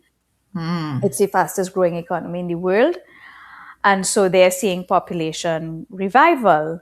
But Cayman has been growing based on net inward migration, based on foreign workers coming in. And on that basis of the historical patterns, as well as the birth rate, that's how the United Nations projected their growth rate of their population. Interesting. Okay. There's a hyperlink to the report, the UN population, the World Population Review, I think it's called. So you can click on that hyperlink and go to the report and see how you can see their methodology, and you can see how they've projected all the countries in the world, actually. All right, let's talk about housing, because again, the numbers are pretty shocking in terms of what the increases look like. So you do have a graph in the report at page 16. I want to invite people to have a look at that for themselves. But in that, we have a lot of the items that are driving up the cost of living, and you've incorporated housing into that, right? Yeah. Wow, housing is significant. Yes. It's probably not shocking, but it is shocking, if you know what I mean. Yeah. What do you think is going on here with the push for housing? One of the things that politicians often say, and I've heard this said, it's the foreign investors that are pushing up the cost of housing. It is Airbnb, we've heard that as well, that's pushing up the cost of housing. Do we know why the increase in housing? Well, okay, so just again to go through the data in terms of housing: 1, 2, 3, 4, 5, 6, 7, 8, 9, 10, 11, 12, 13. Studio apartment in Georgetown, right? Went up 75% in 8 years, which is the 13th highest increase in any item in the CPI basket. Above that was, as we discussed, sweet potato, butter, all-purpose flour, rice, and so on. And then you had you had studio, apartment, 3-bedroom, apartment, 2-bedroom, apartment, 2-bedroom in Bordentown, up 71%, apartment, 2-bedroom, 69%, apartment, 3-bedroom in West Bay, up 58%, apartment, 1-bedroom in West Bay, up 56%, apartment, 1-bedroom in Bordentown, up 53%. All of these are broken down in the ESO data in their CPI basket. So they are tracking the price of housing, different types of housing across different areas in the Cayman Islands. So your question is, what is driving this cost of housing? Now, we discussed imported inflation, right? Of course, the cost of steel, the cost of building materials, the cost of furnishings, paint, all of the things that go into housing, those prices have gone up over time, and that will contribute to the cost of building a house or building an apartment, right? We then have taxes, as we discussed. Taxes goes into the cost of housing as well. But there was a report, which I cited here, that spoke to the housing deficit. And that you have, I think it's a deficit of 3,000 dwellings already. And so if the supply of housing is not adequate to meet the demand for housing, then the price goes up. I've heard a story of a professional woman who, I shouldn't say I've heard, it was an article on Cayman Compass, and she was a teacher. So, a good job, single mom, and the price that she had to pay for this apartment, where she had to put in a wall to give her son his own space because it was a 1-bedroom. When I saw this article, I was shocked. And she was talking in this article about how difficult it was for her to find a place that she could afford. And so when you have comments like the foreign investors are driving the cost of housing up, or Airbnb driving the cost of housing up, of course, these are factors that contribute to the demand. But what's happening to the supply? And what I concluded in my report was that you have the authorities collecting work permit fees and collecting revenue from foreign workers, but not ensuring that there is enough housing and enough infrastructure for these foreign workers who they're taking this revenue from. And I feel like it should be a matter of policy that you should not be inviting more foreign workers in than you can house. Because your own people are then unable to afford housing because they're competing with these foreign workers who, by the way, some of them are very high income earners.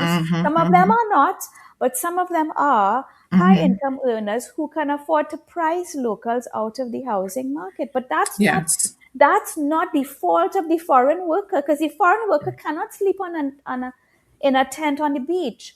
The foreign worker needs to be housed just like Caymanians need to be housed. And it is a matter of policy where the government should be managing the infrastructure and housing available for everybody. Their local people, as well as the foreign workers that they're taking work permits from to invite in their country. Yes.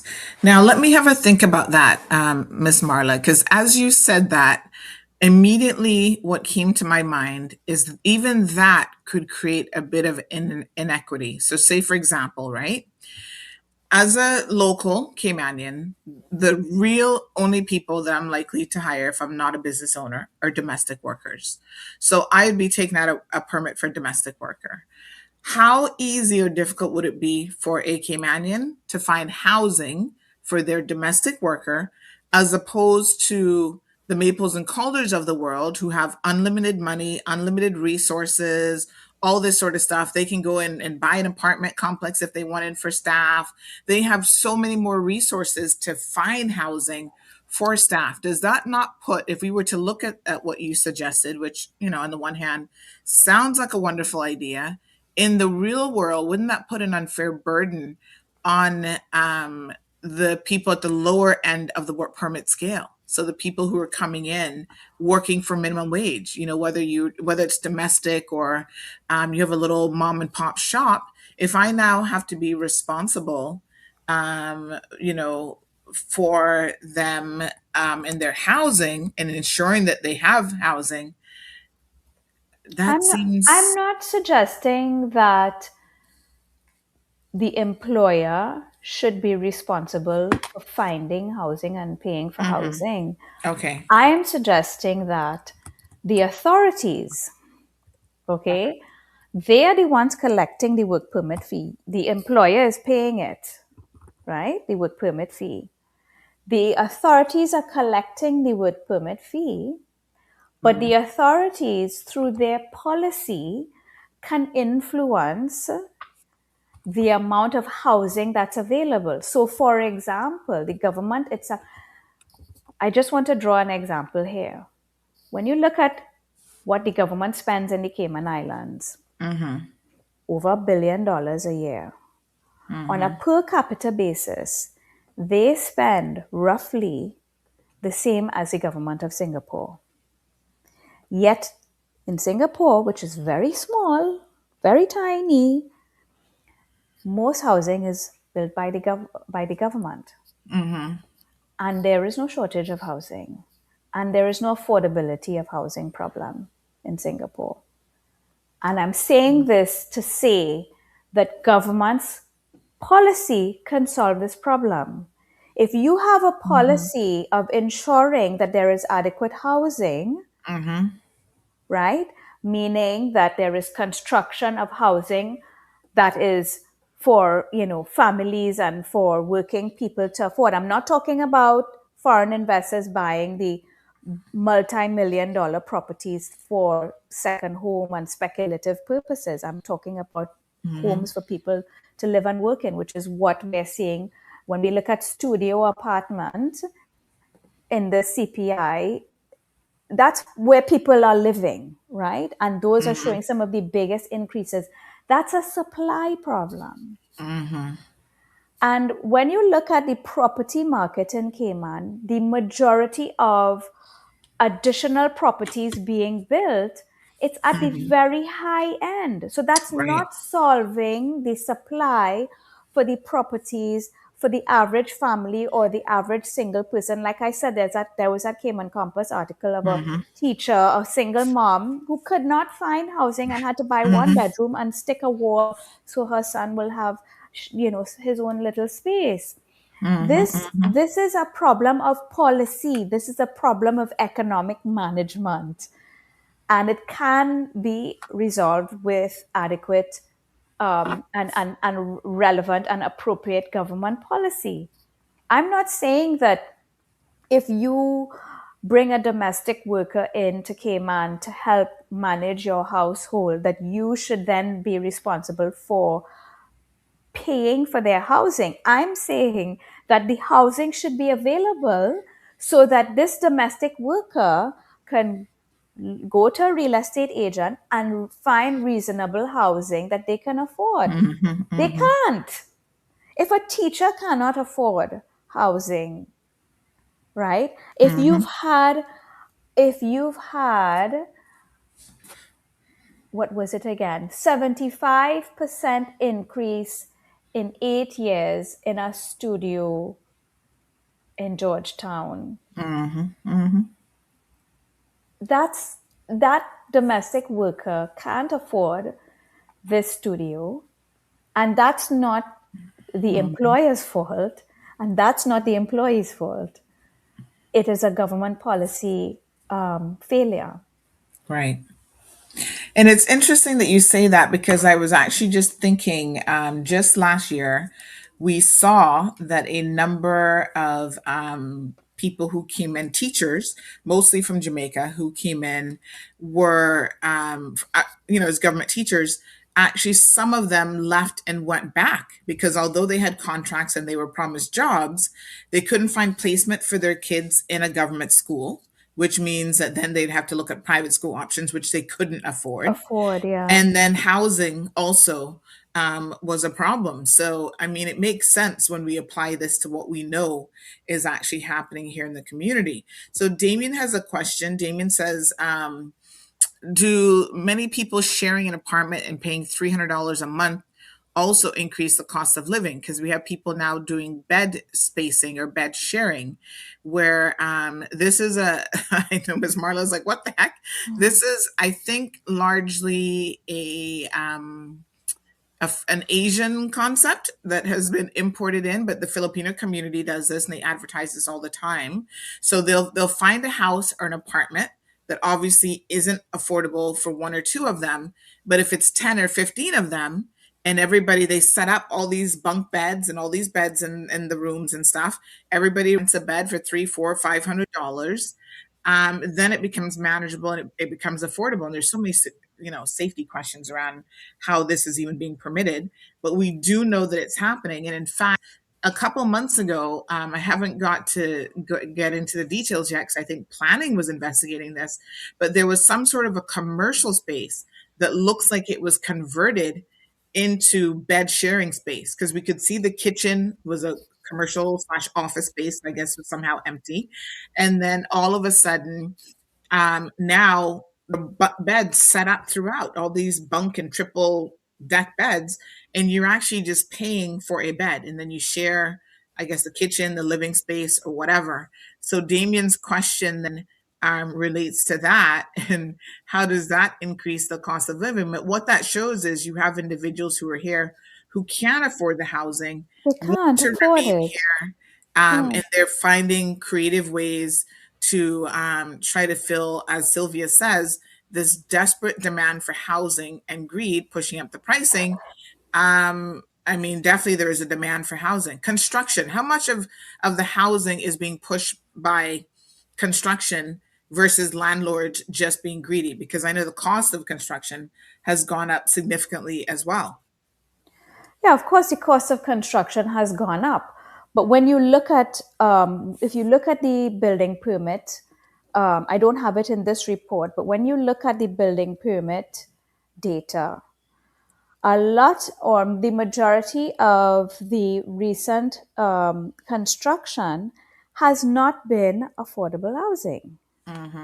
It is luxury and it is tourism oriented. So this is a failure of government policy to ensure that there is adequate housing for families and for working people and for people who come in on work permit in the Cayman Islands.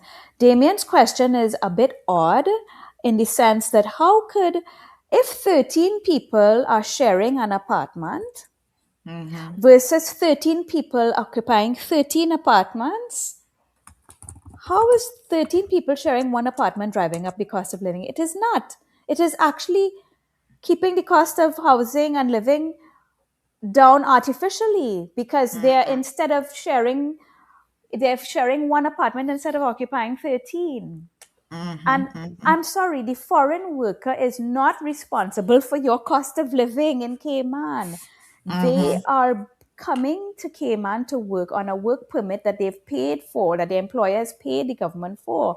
The government is, via its policy, supposed to ensure that there's adequate housing for people that they have in their country, people who are born there, people who are Caymanian, as well as people who come in on work permit. And it is purely a failure of policy. I'm not blaming this government. This government is new. right? I'm talking about successive government. This is a doubling of the population in 22 years.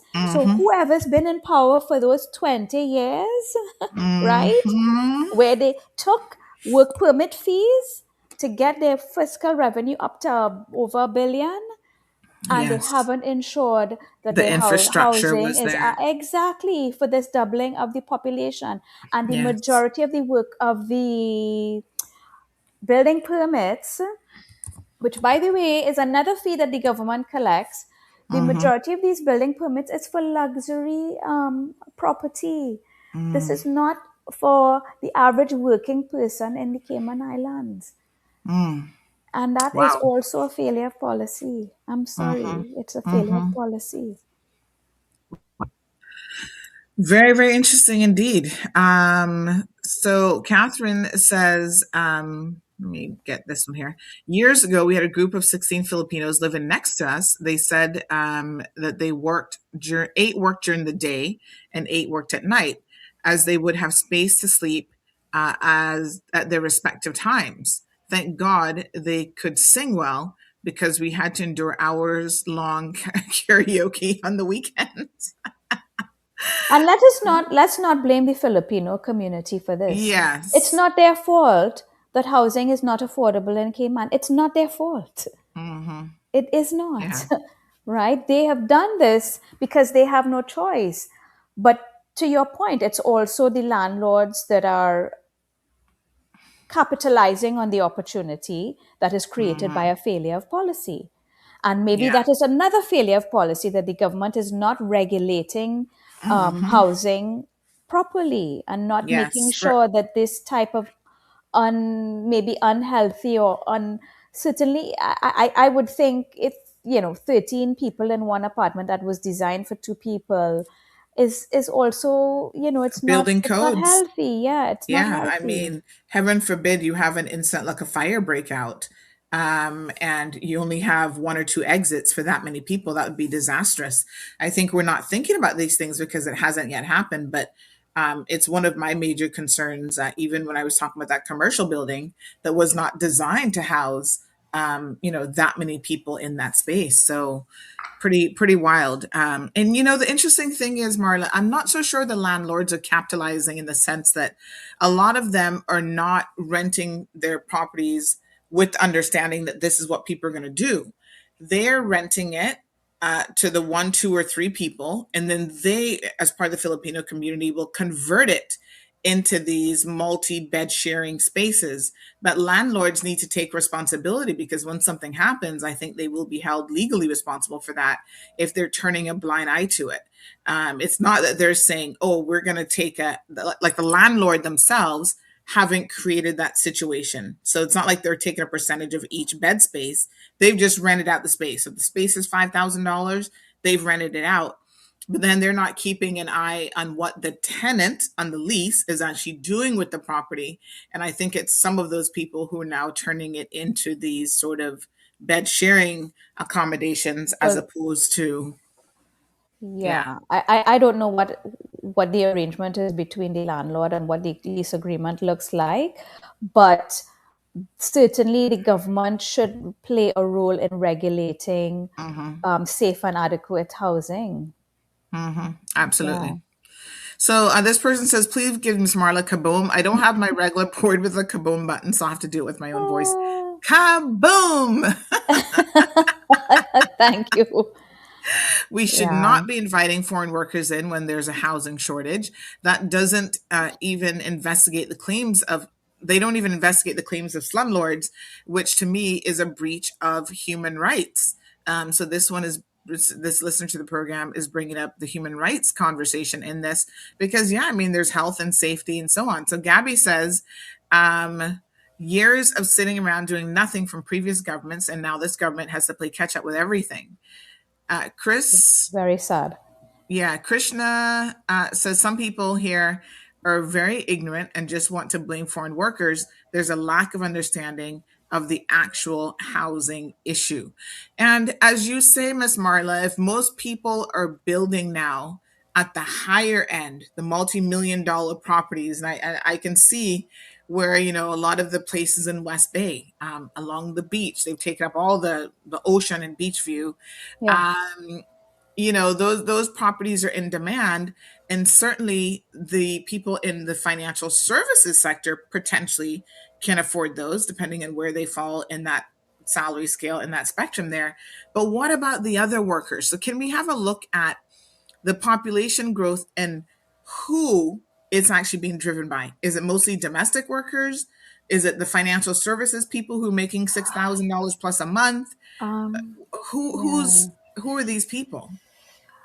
Um, I Let me look here for the chart, but I don't think I have it in this report where you have the breakdown of the work permit Mm-hmm. holders. Mm-hmm. But the No. monthly earnings, I can only assume that if contractors are looking to build these sort of higher income homes, there's something driving their understanding of why there's housing needed in that area. So does that mean that we're importing more high-end workers? I mean, I know that that isn't the case because we've done a previous interview talking about mostly domestic and construction workers make up a large portion of the work permits that are being issued in this country. So I'm kind of thinking out loud as to Okay. why there's this disparity with the housing. So if you look at the section of the report that says it's titled Who Holds the Permits? Okay. It cites a 2024, I've cited here, the Labor Force and Employment 2024 report from the ESO, Mm-hmm. right? That was published in December 2025. And it's And called Who Holds the Permits? the section of my report is called Who Holds the Yes. Permits? All right. There's So a it's page 7. hyperlink, Mm-hmm. yeah, and there's a hyperlink to the ESO's Labor Force and Employment Report 2024. And it shows that the top 3 sectors employing foreign workers, meaning the most foreign workers, are employed by construction Mm-hmm. at, now this is a 2024 report, so, Mm-hmm. but this is the latest. Construction was 6,256 work permits, or 17%. Mm-hmm. Accommodation and food service, which is basically tourism sector, Mm-hmm. was 6,308 work permits at 17% of total. And then you have financial and insurance activities plus administrative and support services activities. I lump those two together because that's really financial services sector. Mm-hmm. And that's 16.8. So those 3 are roughly equal at around 17% each of the total work permits.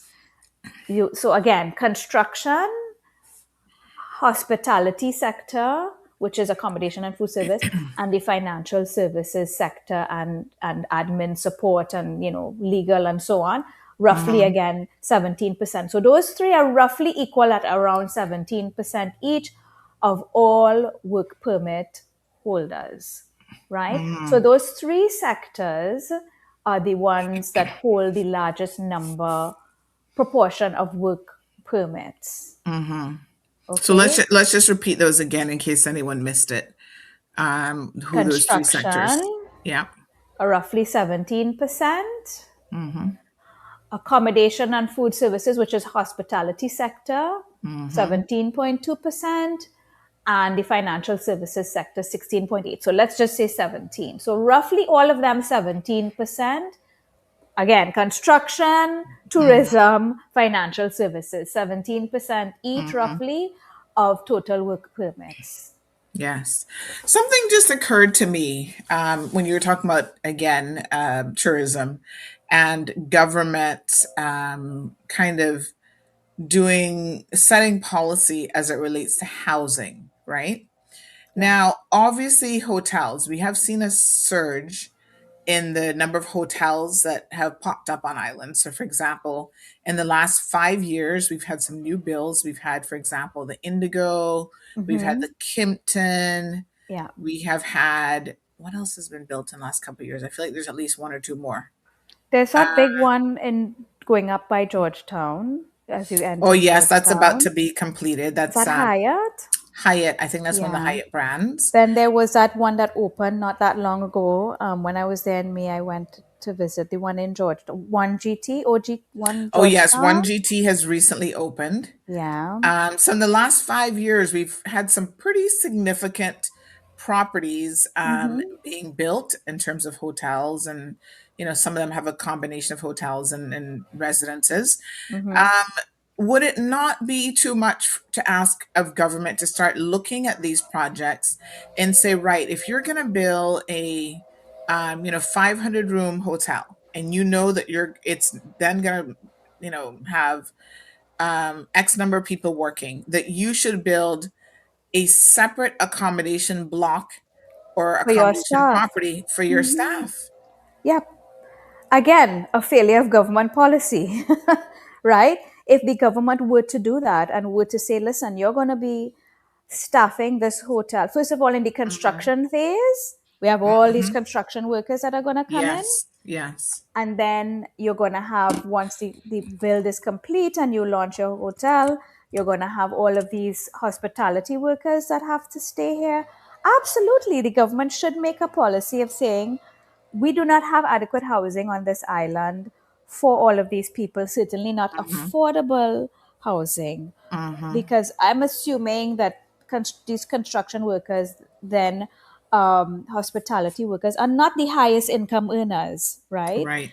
And therefore, we need to ensure that, and it is as a responsible government, as a responsible employer as well, we would want to make sure that our people have decent housing. Now, when you look at the chart that shows monthly average compensation by industry, so Okay. we're showing Let me just salaries see. here, right? You would see that construction is at the lower end. Is that hold on, let me just see if I have that one handy here.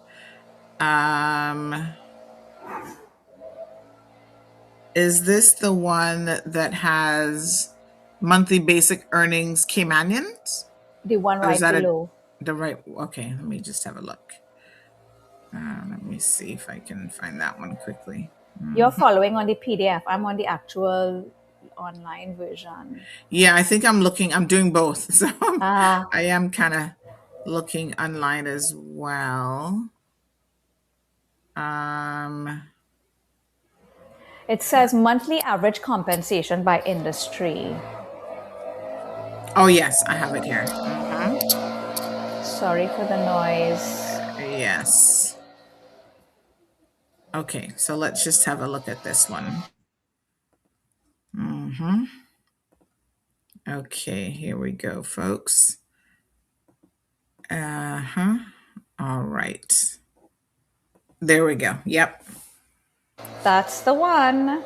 So when you look at this chart, you're going to see that construction, and at the very bottom you have accommodation, restaurants, food, right? So the hospitality workers are at the lowest end, rock bottom.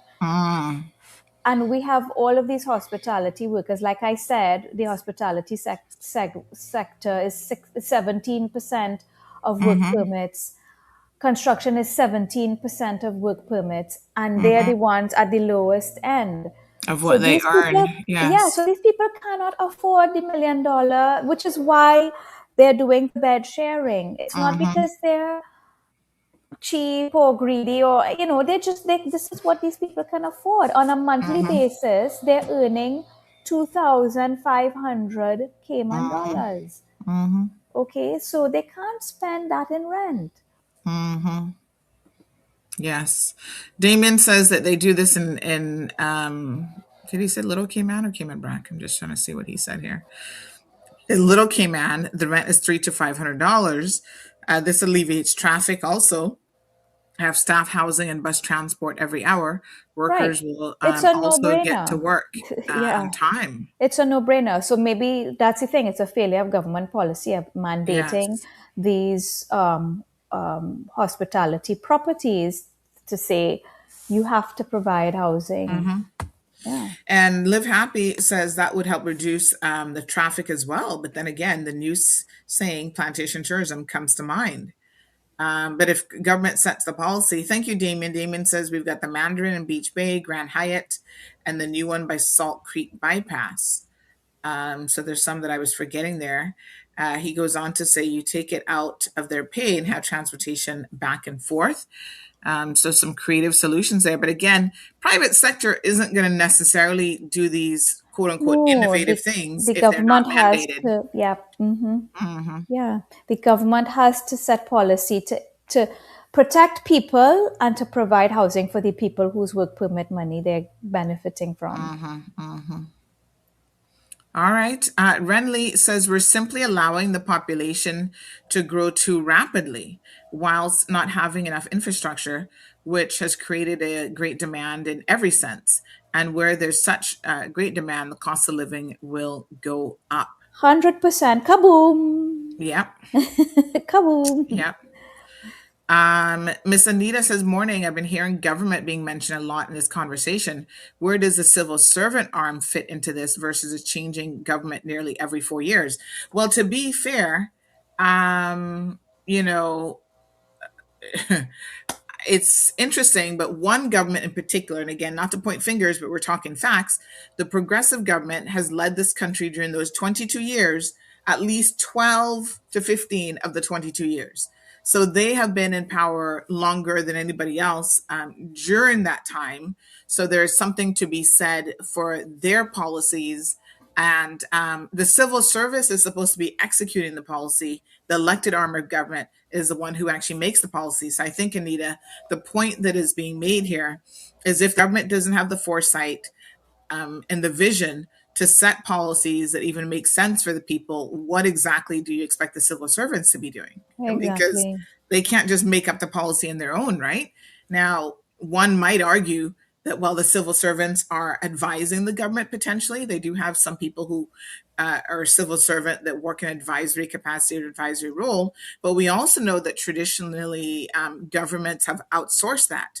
They have spent a lot of money, and go back in the records and you'll see the progressives especially, they spent a lot of money on consultants who were supposed to advise them on these types of things. And yet, obviously, the proof is in the pudding that it still has not ever sufficiently been addressed.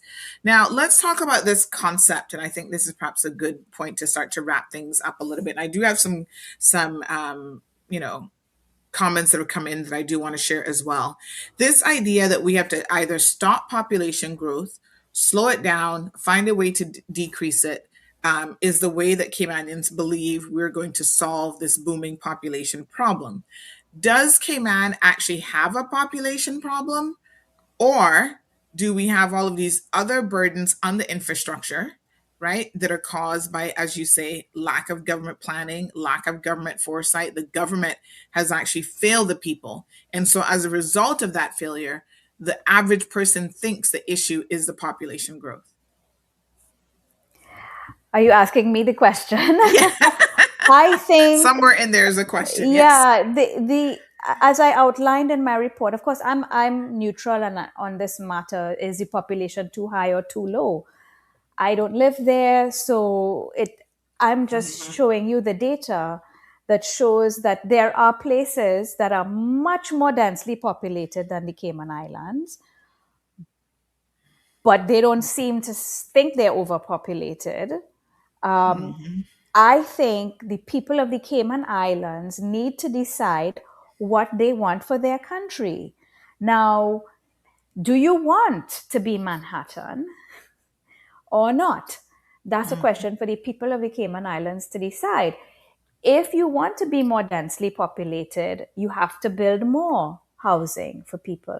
If you want to have more hotels, if you want to have more housing, if you want to have all of this fancy infrastructure the way Singapore does or Manhattan does, that's fine. That's a decision you can make. But you have to ensure that all those people, all those workers that you're inviting in and taking their work permit fees, that you're providing adequate housing for them. However, if the people of the Cayman Islands decide, look, we don't want to be Manhattan, we don't want to be Singapore, we just want to be Cayman and we want to stop all of this population growth, remember that the majority of the government's revenue comes from foreign worker work permit fees, as well as the other spending that foreign workers engage in, and the economic activity created by the financial services sector, primarily the tourism sector and construction. And that same money that the government gets, this $1 billion that the government gets from the activity generated by these sectors, is the same money that they're using to spend on their personnel costs. 70% of the civil service is the government, I should say, public sector is the largest employer, as I outlined in this report. 13% of the workforce, right, is employed by the state. 70% of their workforce is Caymanian. How do you think they pay these salaries, these personnel costs? Based on the financial services sector, housing, tourism sector, and construction sector activity. Right. Okay, so if you decide to retreat and sort of rein in the population growth and withdraw, or I should say contract the population, understand that there are fiscal revenue implications for that and fiscal spending implications for that. Personnel costs, the ad you ran just a little while ago on early childhood education. The government spends on these things. That money has to come from somewhere. So this is a conversation that the people of the Cayman Islands need to think about and have amongst yourselves and decide what it is you want. Right. So let me just try to make sure I summarize that, and then we do have a caller on the line as well. So decreasing the population, or even keeping it as is, when you have a government that relies directly on that revenue in order to offer programs, services, hire Caymanians in the civil service, offer the things that we expect government to offer, including education, will also be negatively impacted. Absolutely. If you make that decision to decrease the population. Absolutely. It's a fact. All right, we do have a caller on the line. Good morning, caller. Welcome to the program. Hi, President. Good morning, everyone. Good morning, sir. Good morning. Good morning to you. Good morning. Happy Independence Day, Jamaica. Oh, it's today. Marla. Oh. I know you're the expert, but I just called to say I disagree with some of the stuff that you've mentioned. Maybe you are the expert in regards to, what you're saying, graph, stuff, statistics.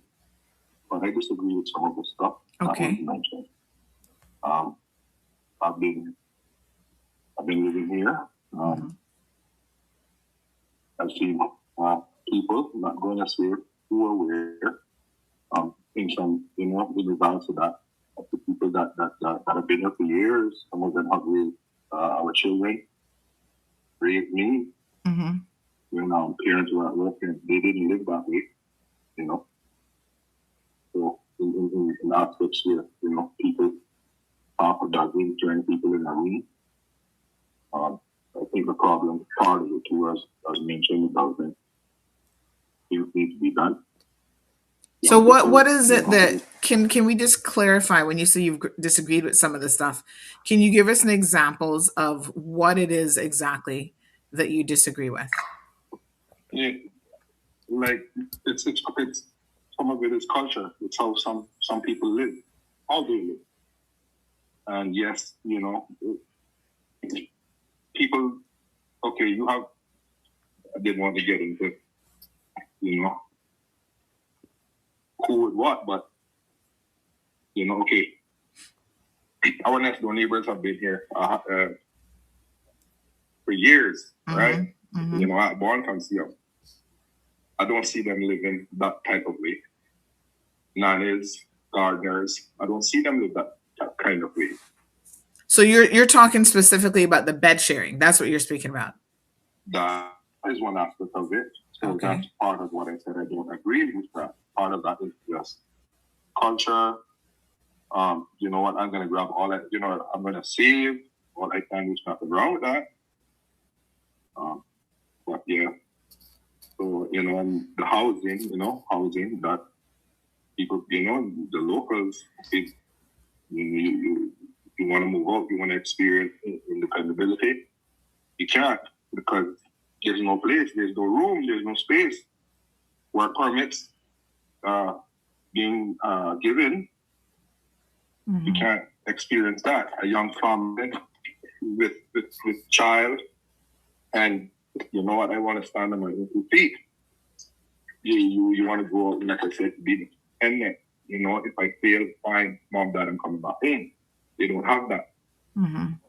It's not there because everywhere is taken in that aspect now. So I just leave it as that. Okay. All right. Thanks very much. So I think what the caller was trying to say is that in relation to the bed sharing, that's more of a cultural thing than they're doing it out of need. Possibly. I don't know, because we also see, for example, even the Jamaicans, he said his neighbors have been here a really long time and they're not doing that. But even Jamaicans who might ordinarily not feel it necessary to rent just a room in a house, because maybe back in the day they could afford an apartment or house by themselves, they might not be sharing a bed, but they are now sharing like a single apartment. And they're finding ways in which to share those accommodations. I mean, I've even seen people advertise, again, I don't know how seriously to take some of these ads sometimes, but you see them on EK saying that, I'm looking for a female to literally sleep in my bed with me. That's what we've seen the Jamaicans advertise. The Filipinos don't tend to do it that way. They at least give you a separate bed. We've seen Jamaicans advertising saying, female wanted to share the room or the bed with me. And it's like, what the hell are you talking about here? What kind of accommodation is this, right? So Jonathan is on the line. Good morning, Jonathan. Welcome to the program. Good morning, Sandra. Good morning, dear. Good morning, Ms. Dukharan. Good morning, sir. I think that Ms. Dukharan makes a valid point in that the reliance upon fees and so on and so forth has become this equation where almost to the level of an addiction, the Cayman Islands government is reliant upon this structure. However, and that is part and parcel of the question of population growth, so on and so forth. Taking that to a conclusion, a logical conclusion. Where does Ms. Dukharan expect, or anybody else? I mean, I'm not pointing Ms. Dukharan out personally, but where do we take this to extend?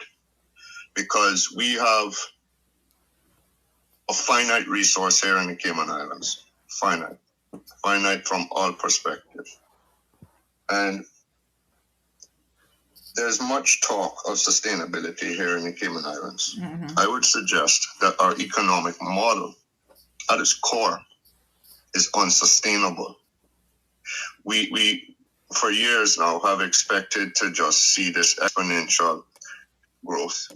We have a country, which as I spoke to y'all before, the highest population rise in comparison to our per capita than anywhere else on earth. Now that has had many consequences, some good and some bad and some extremely bad.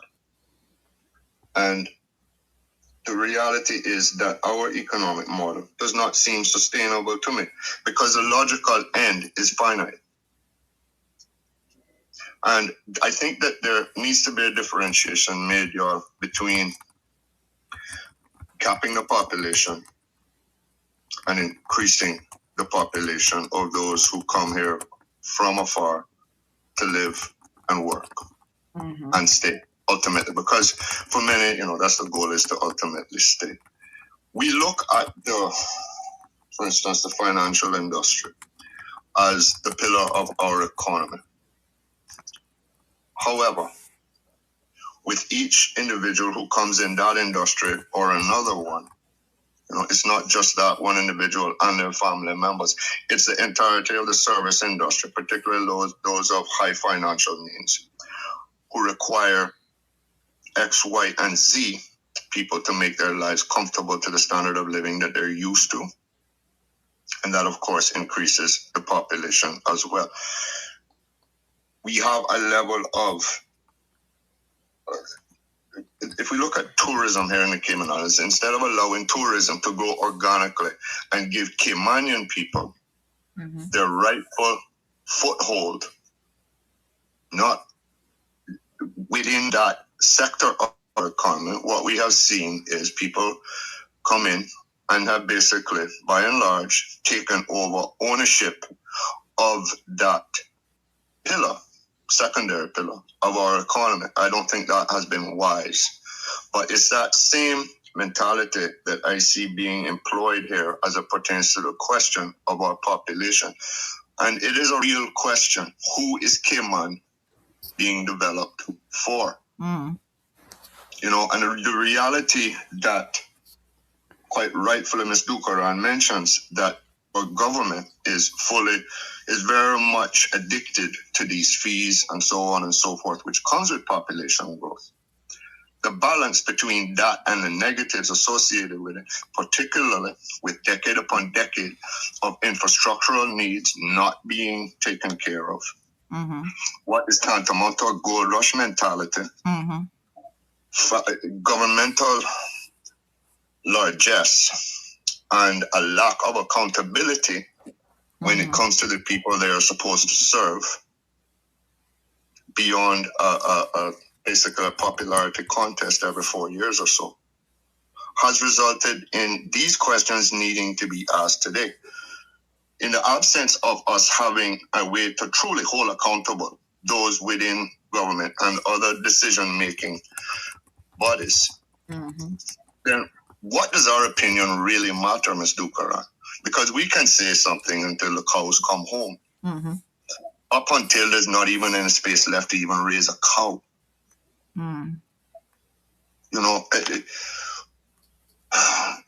The questions that we face here in the Cayman Islands are not something to be ignored. I commend Ms. Dukharan for saying that we do need to make it part of a national conversation, but I truly think that we have core root issues, and we have that just saying your opinion is really not going to go that. It's not going to go that far. It's not going to do what's necessary to be done. We have no real way of holding our leadership accountable here in the Cayman Islands, and we also have, the colonial powers that be, which control the justice system in its entirety. And that therein it lays an issue as well when it comes to accountability. So to a degree, we're subjugated. We get something in return. We get the stability in return. But I see it day in, day out getting more and more exacerbated that we're not represented as Caymanians in our own country. And the idea that we have to think that we have to just completely give ourselves over to increasing the population day in and day out without really understanding or without really recognizing, acknowledging, and seeking to remedy the reasons for that and why we find ourselves in a position like this today, without looking at the core root factors. We're set ourselves on a bad road down the road. Okay. Thank you very much. Yeah. All right. Appreciate it. 936-2626. Like I said, we're going to start to wrap up. There is a press conference today as well that I should let you all know about. It is scheduled. We just got notification yesterday, but it is scheduled today from 11 o'clock until 12:30 on taking the pulse of our health services. So we will air that as a separate feed starting at 11 o'clock Cayman time. So this listener to the program, give me 1 second here, had the following to say. However, we should be alarmed that the Filipino population is almost at 6,000. FYI, the landlords are aware and do charge more. They say nothing as long as they don't damage the integrity of the property. Tell the caller we shouldn't be encouraging slumlord mentality. Can't be considered a jewel of the Caribbean and promoting poverty and slumlord style living. So again, talking about the bed sharing situation that, the landlords appear to be aware of it, at least in some instances. This other person says, morning, Sandy. I agree with Ms. Marla. Government should be making a policy in respect to balancing the housing development better. I think that there should be a limit on high-end housing to have more middle class and lower income housing. I think that the high-end developments are built to attract foreign investors, and the government should also mandate that the owners of these hotels and restaurants have not only housing for their workers, but also transportation. And you get into the elements of how much do you want government interfering into your life. So for example, if I'm a developer, I don't think the Cayman Islands government should be coming to me and telling me what I can't and can't build, and that I can only build mid to lower income housing. I'm just saying, like, you got to look at it from the perspective of developers as well, and how they might think. And by the way, a lot of these developers are Caymanians, multi-generational Caymanians, and this is what they're building in their own country. So there's certainly something to be said about that. How can governments, Marla, incentivize developers to look at diversifying the housing market and not just be attracted to the high end units, which, by the way, can oftentimes be relatively easy to sell because there are people here with larger incomes and foreign investors who can afford those properties. I'm glad you used that word incentive, Miss Sandra, because we as humans we respond to incentives. And the government needs to think about. I mean, I hear the frustration in that caller's voice. I hear his frustration and I feel his pain. You can hear it, right? But I want to say to him, don't be discouraged. When he said, our voices will not be heard. I can't tell you how it breaks my heart to hear people say that. But I think that in Cayman, for example, you all have the possibility to hold a referendum, and you've done in the past, and people have made and advocated and gotten policy changes based on referendum. So there are mechanisms for you to have your voice heard. But I did address in the report the fact that rising or high inequality, which Cayman has, for example, means that policy making responds to the people who are the wealthiest and have the ear of the politicians and who are financing campaigns. And I did suggest in my report, campaign finance reform is one of the most important reforms we need all over the Caribbean, not just in Cayman. But in addressing your question around incentives, if the government were to say, we have a policy that every foreign worker that comes to our country needs to have housing identified before they land here, so we don't have the problem of the Jamaican teachers coming, starting to teach, and then leaving because they don't have affordable housing. What does that do to the education of our children when you have this high level of turnover of teachers? If the government were to make a policy that you must have housing for the workers that you're bringing in, then the private sector is going to have to start thinking about how they adjust their housing and construction strategy. So you talked about the big fancy law firms and people in the financial services sector. Maybe they will talk to a contractor and say, can you build apartments, that we can then support you building and rent to the people that we're bringing in. If you say this to the hospitality sector, the government says you have to have housing for everybody that you are bringing, then the hospitality sector is going to have to build apartments for their hospitality workers. It's as simple as that. It starts with the government and their policy being formulated, first of all, in conversation with the industry, and the industry being the people bringing in the workers, but also the construction sector, the contractors. And I think that's Yes. important. But Miss Sandra, if I can just add one more thing, Mm-hmm. all of those conversations will be in a vacuum if the people of the Cayman Islands don't come together as a people and decide what they want their country to look like. And I have to say, in my survey, I got quite a healthy number of responses. Thank you to everybody who responded. And the results are not surprising, very strong results. I'm hoping to spend some time next week analyzing the results. And before I publish it, I would like to have a conversation with the government. If anybody government is listening, I would like to have a conversation and share it with them before it goes public, because I think that the implications are huge based on the results I'm seeing so far. But I feel like the people of the Cayman Islands need to voice their views on how they feel about all of this. All right. Miss Anita says CIG needs to hire Miss Dukharan, and not just to create a report that gathers dust on some shelf, but to create some positive, doable policies, immediate term and also long term. YouTuber says that's lies. Jamaicans have been renting one room for years and years and years. And I'm talking about as far as at least 25 years ago.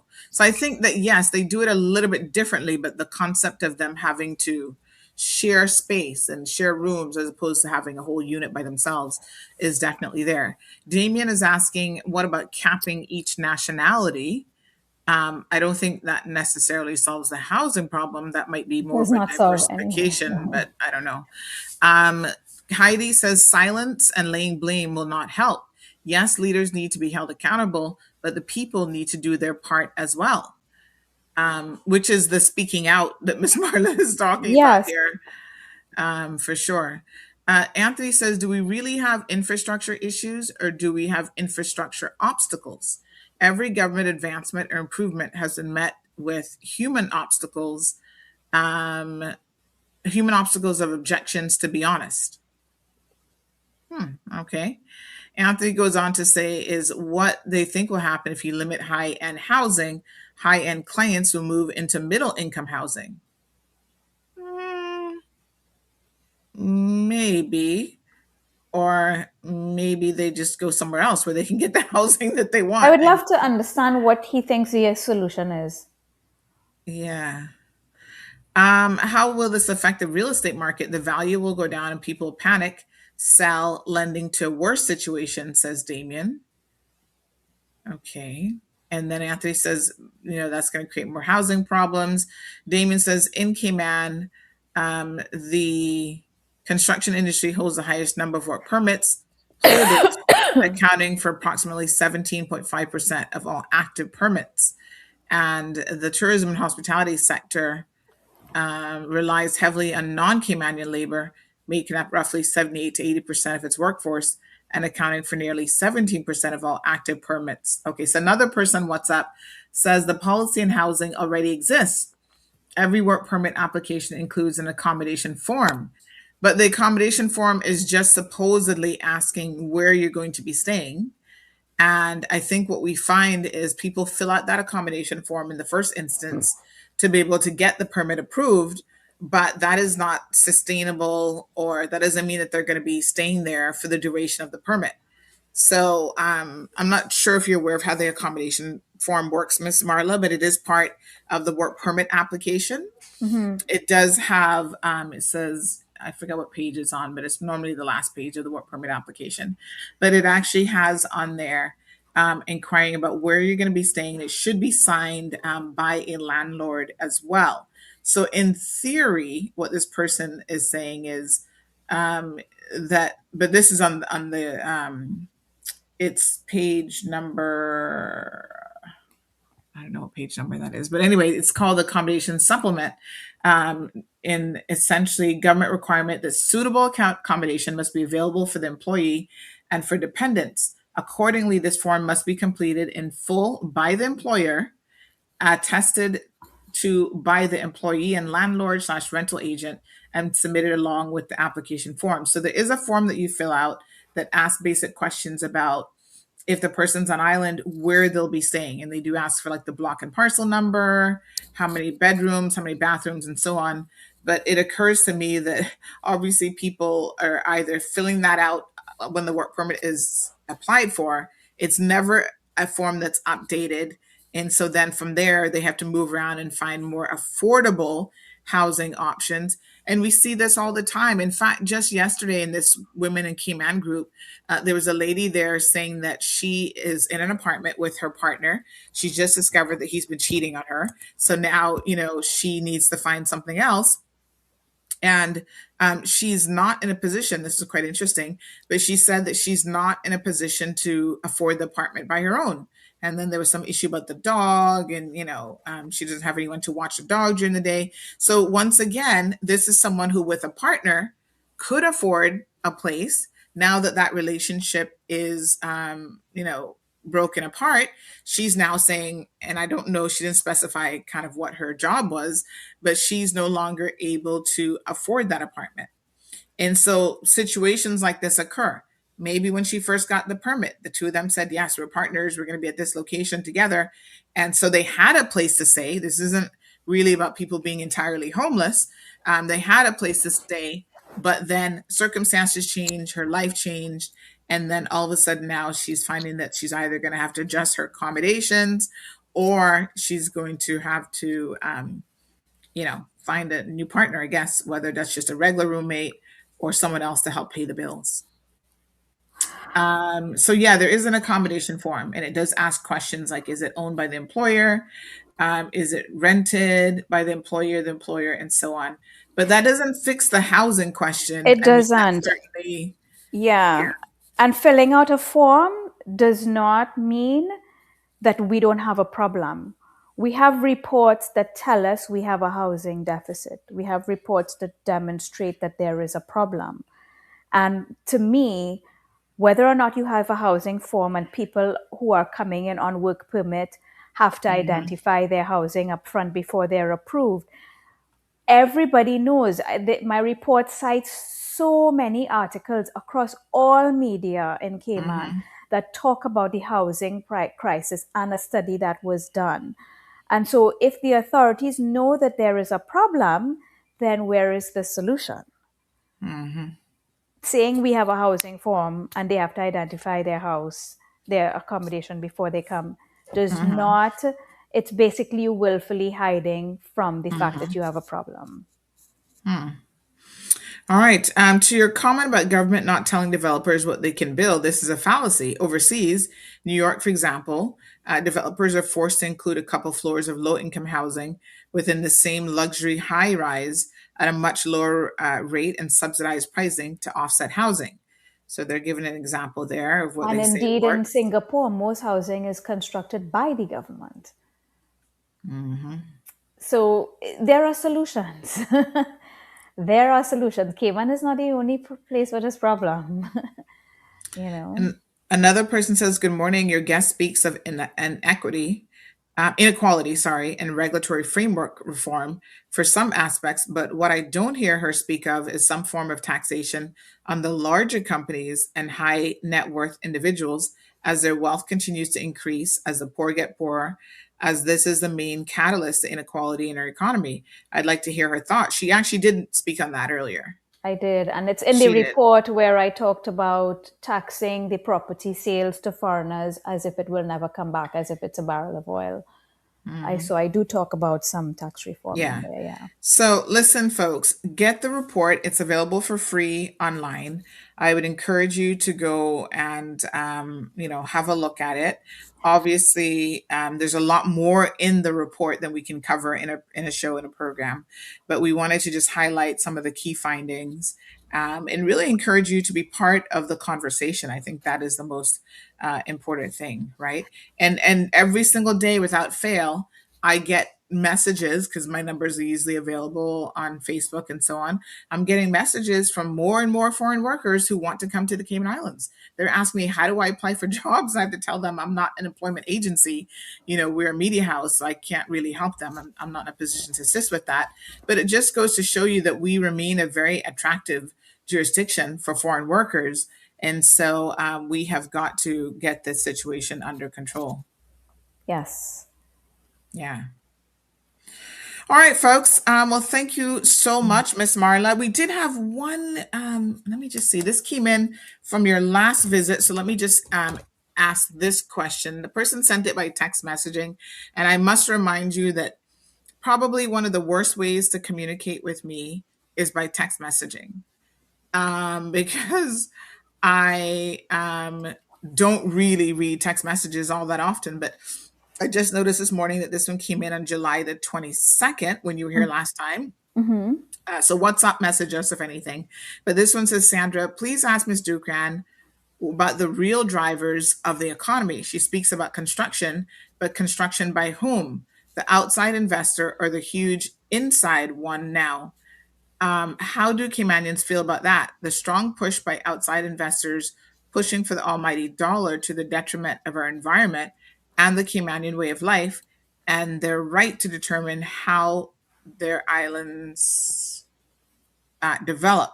Our government has failed us. They have been to these other overseas territories and see how they have developed. Guernsey, Bermuda, Singapore, for example.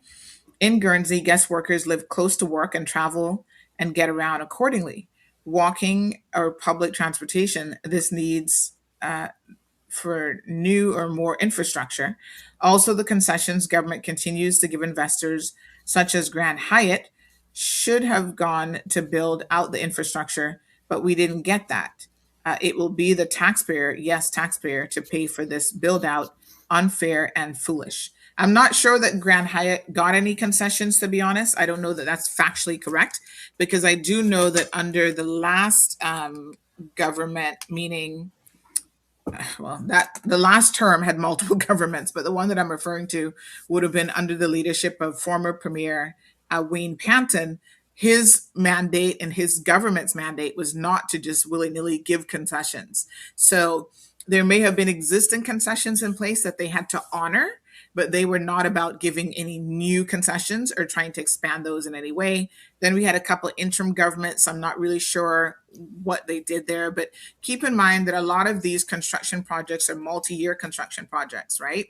So when they apply for a license and they apply for government concessions, it's normally at the beginning of the project. So Grand Hyatt may have gotten one, but chances are it would have been many years ago when they initially applied to get their building permit. And oftentimes they don't start immediately, et cetera, et cetera. But I know the last government was not keen on what they saw the progressive doing, which was constantly giving larger developers ongoing concessions and, into the millions of dollars, waivers on all sorts of fees and duties and importation and so on. So they were getting the benefit of being able to build their structure and still burdening I agree with that part of it, burdening the infrastructure of the country and not making a full contribution to that. So something else to think about, Ms. Marla, because I don't know if you're aware of how much our government gives away by way of concessions to encourage this unbridled development. It's wild.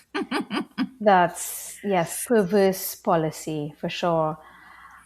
Perverse. Well, thank you. Yes. Yes. No, thank you for having me. And with regard to the comment, I mean, it was a long comment you got by text message. The question is not for me to answer. It's for the people of the Cayman Islands to answer. And the one thing that I want to leave you with is that when you look at all of these issues that we are discussing today, the one thing, Mount Rushmore, right? That's not the fault of the foreign worker. That's not because of the foreign worker. That's not because of population growth. This is a problem that pre-existed the housing problem. It is a problem of policy and the authorities doing what they're supposed to do for their people.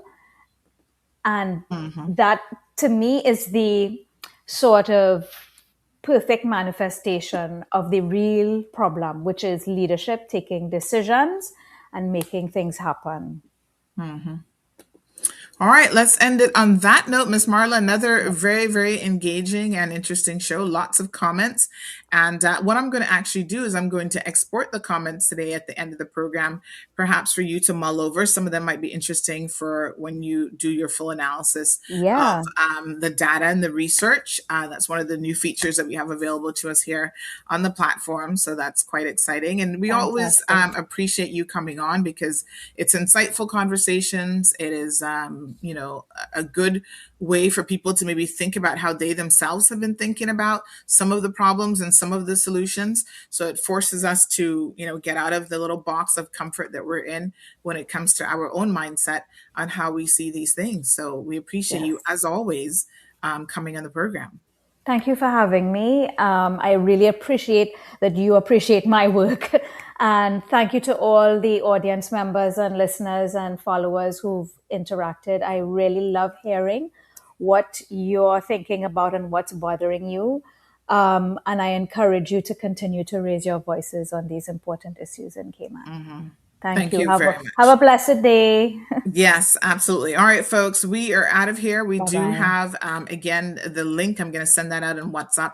I'll share the link for this report. I encourage all of you to please read the report as much as possible. And, read to understand. And if you have any questions, of course, you can reach out to Ms. Marla and her team. Her contact details are on her website. So have a fantastic day, everyone. And we'll see you tomorrow morning for the final show of the week. And then we won't be back again until Tuesday. So Monday we'll be off as I'm going to be traveling back home, honey. Yeah. All right, folks. See you guys tomorrow morning. Have a good day. And don't forget, there is 11 o'clock press conference. Thank you for tuning in to another episode of The Cold Hard Truth on Bobo 89.1 FM. Cayman's #1 talk show is live weekdays from 7:30 a.m. Never miss an episode again. Watch anytime on CMR's Facebook and YouTube channels for the latest show episodes. Don't forget to follow us online on our social media channels. And visit CaymanMarlRoad.com for all the latest news and community happenings.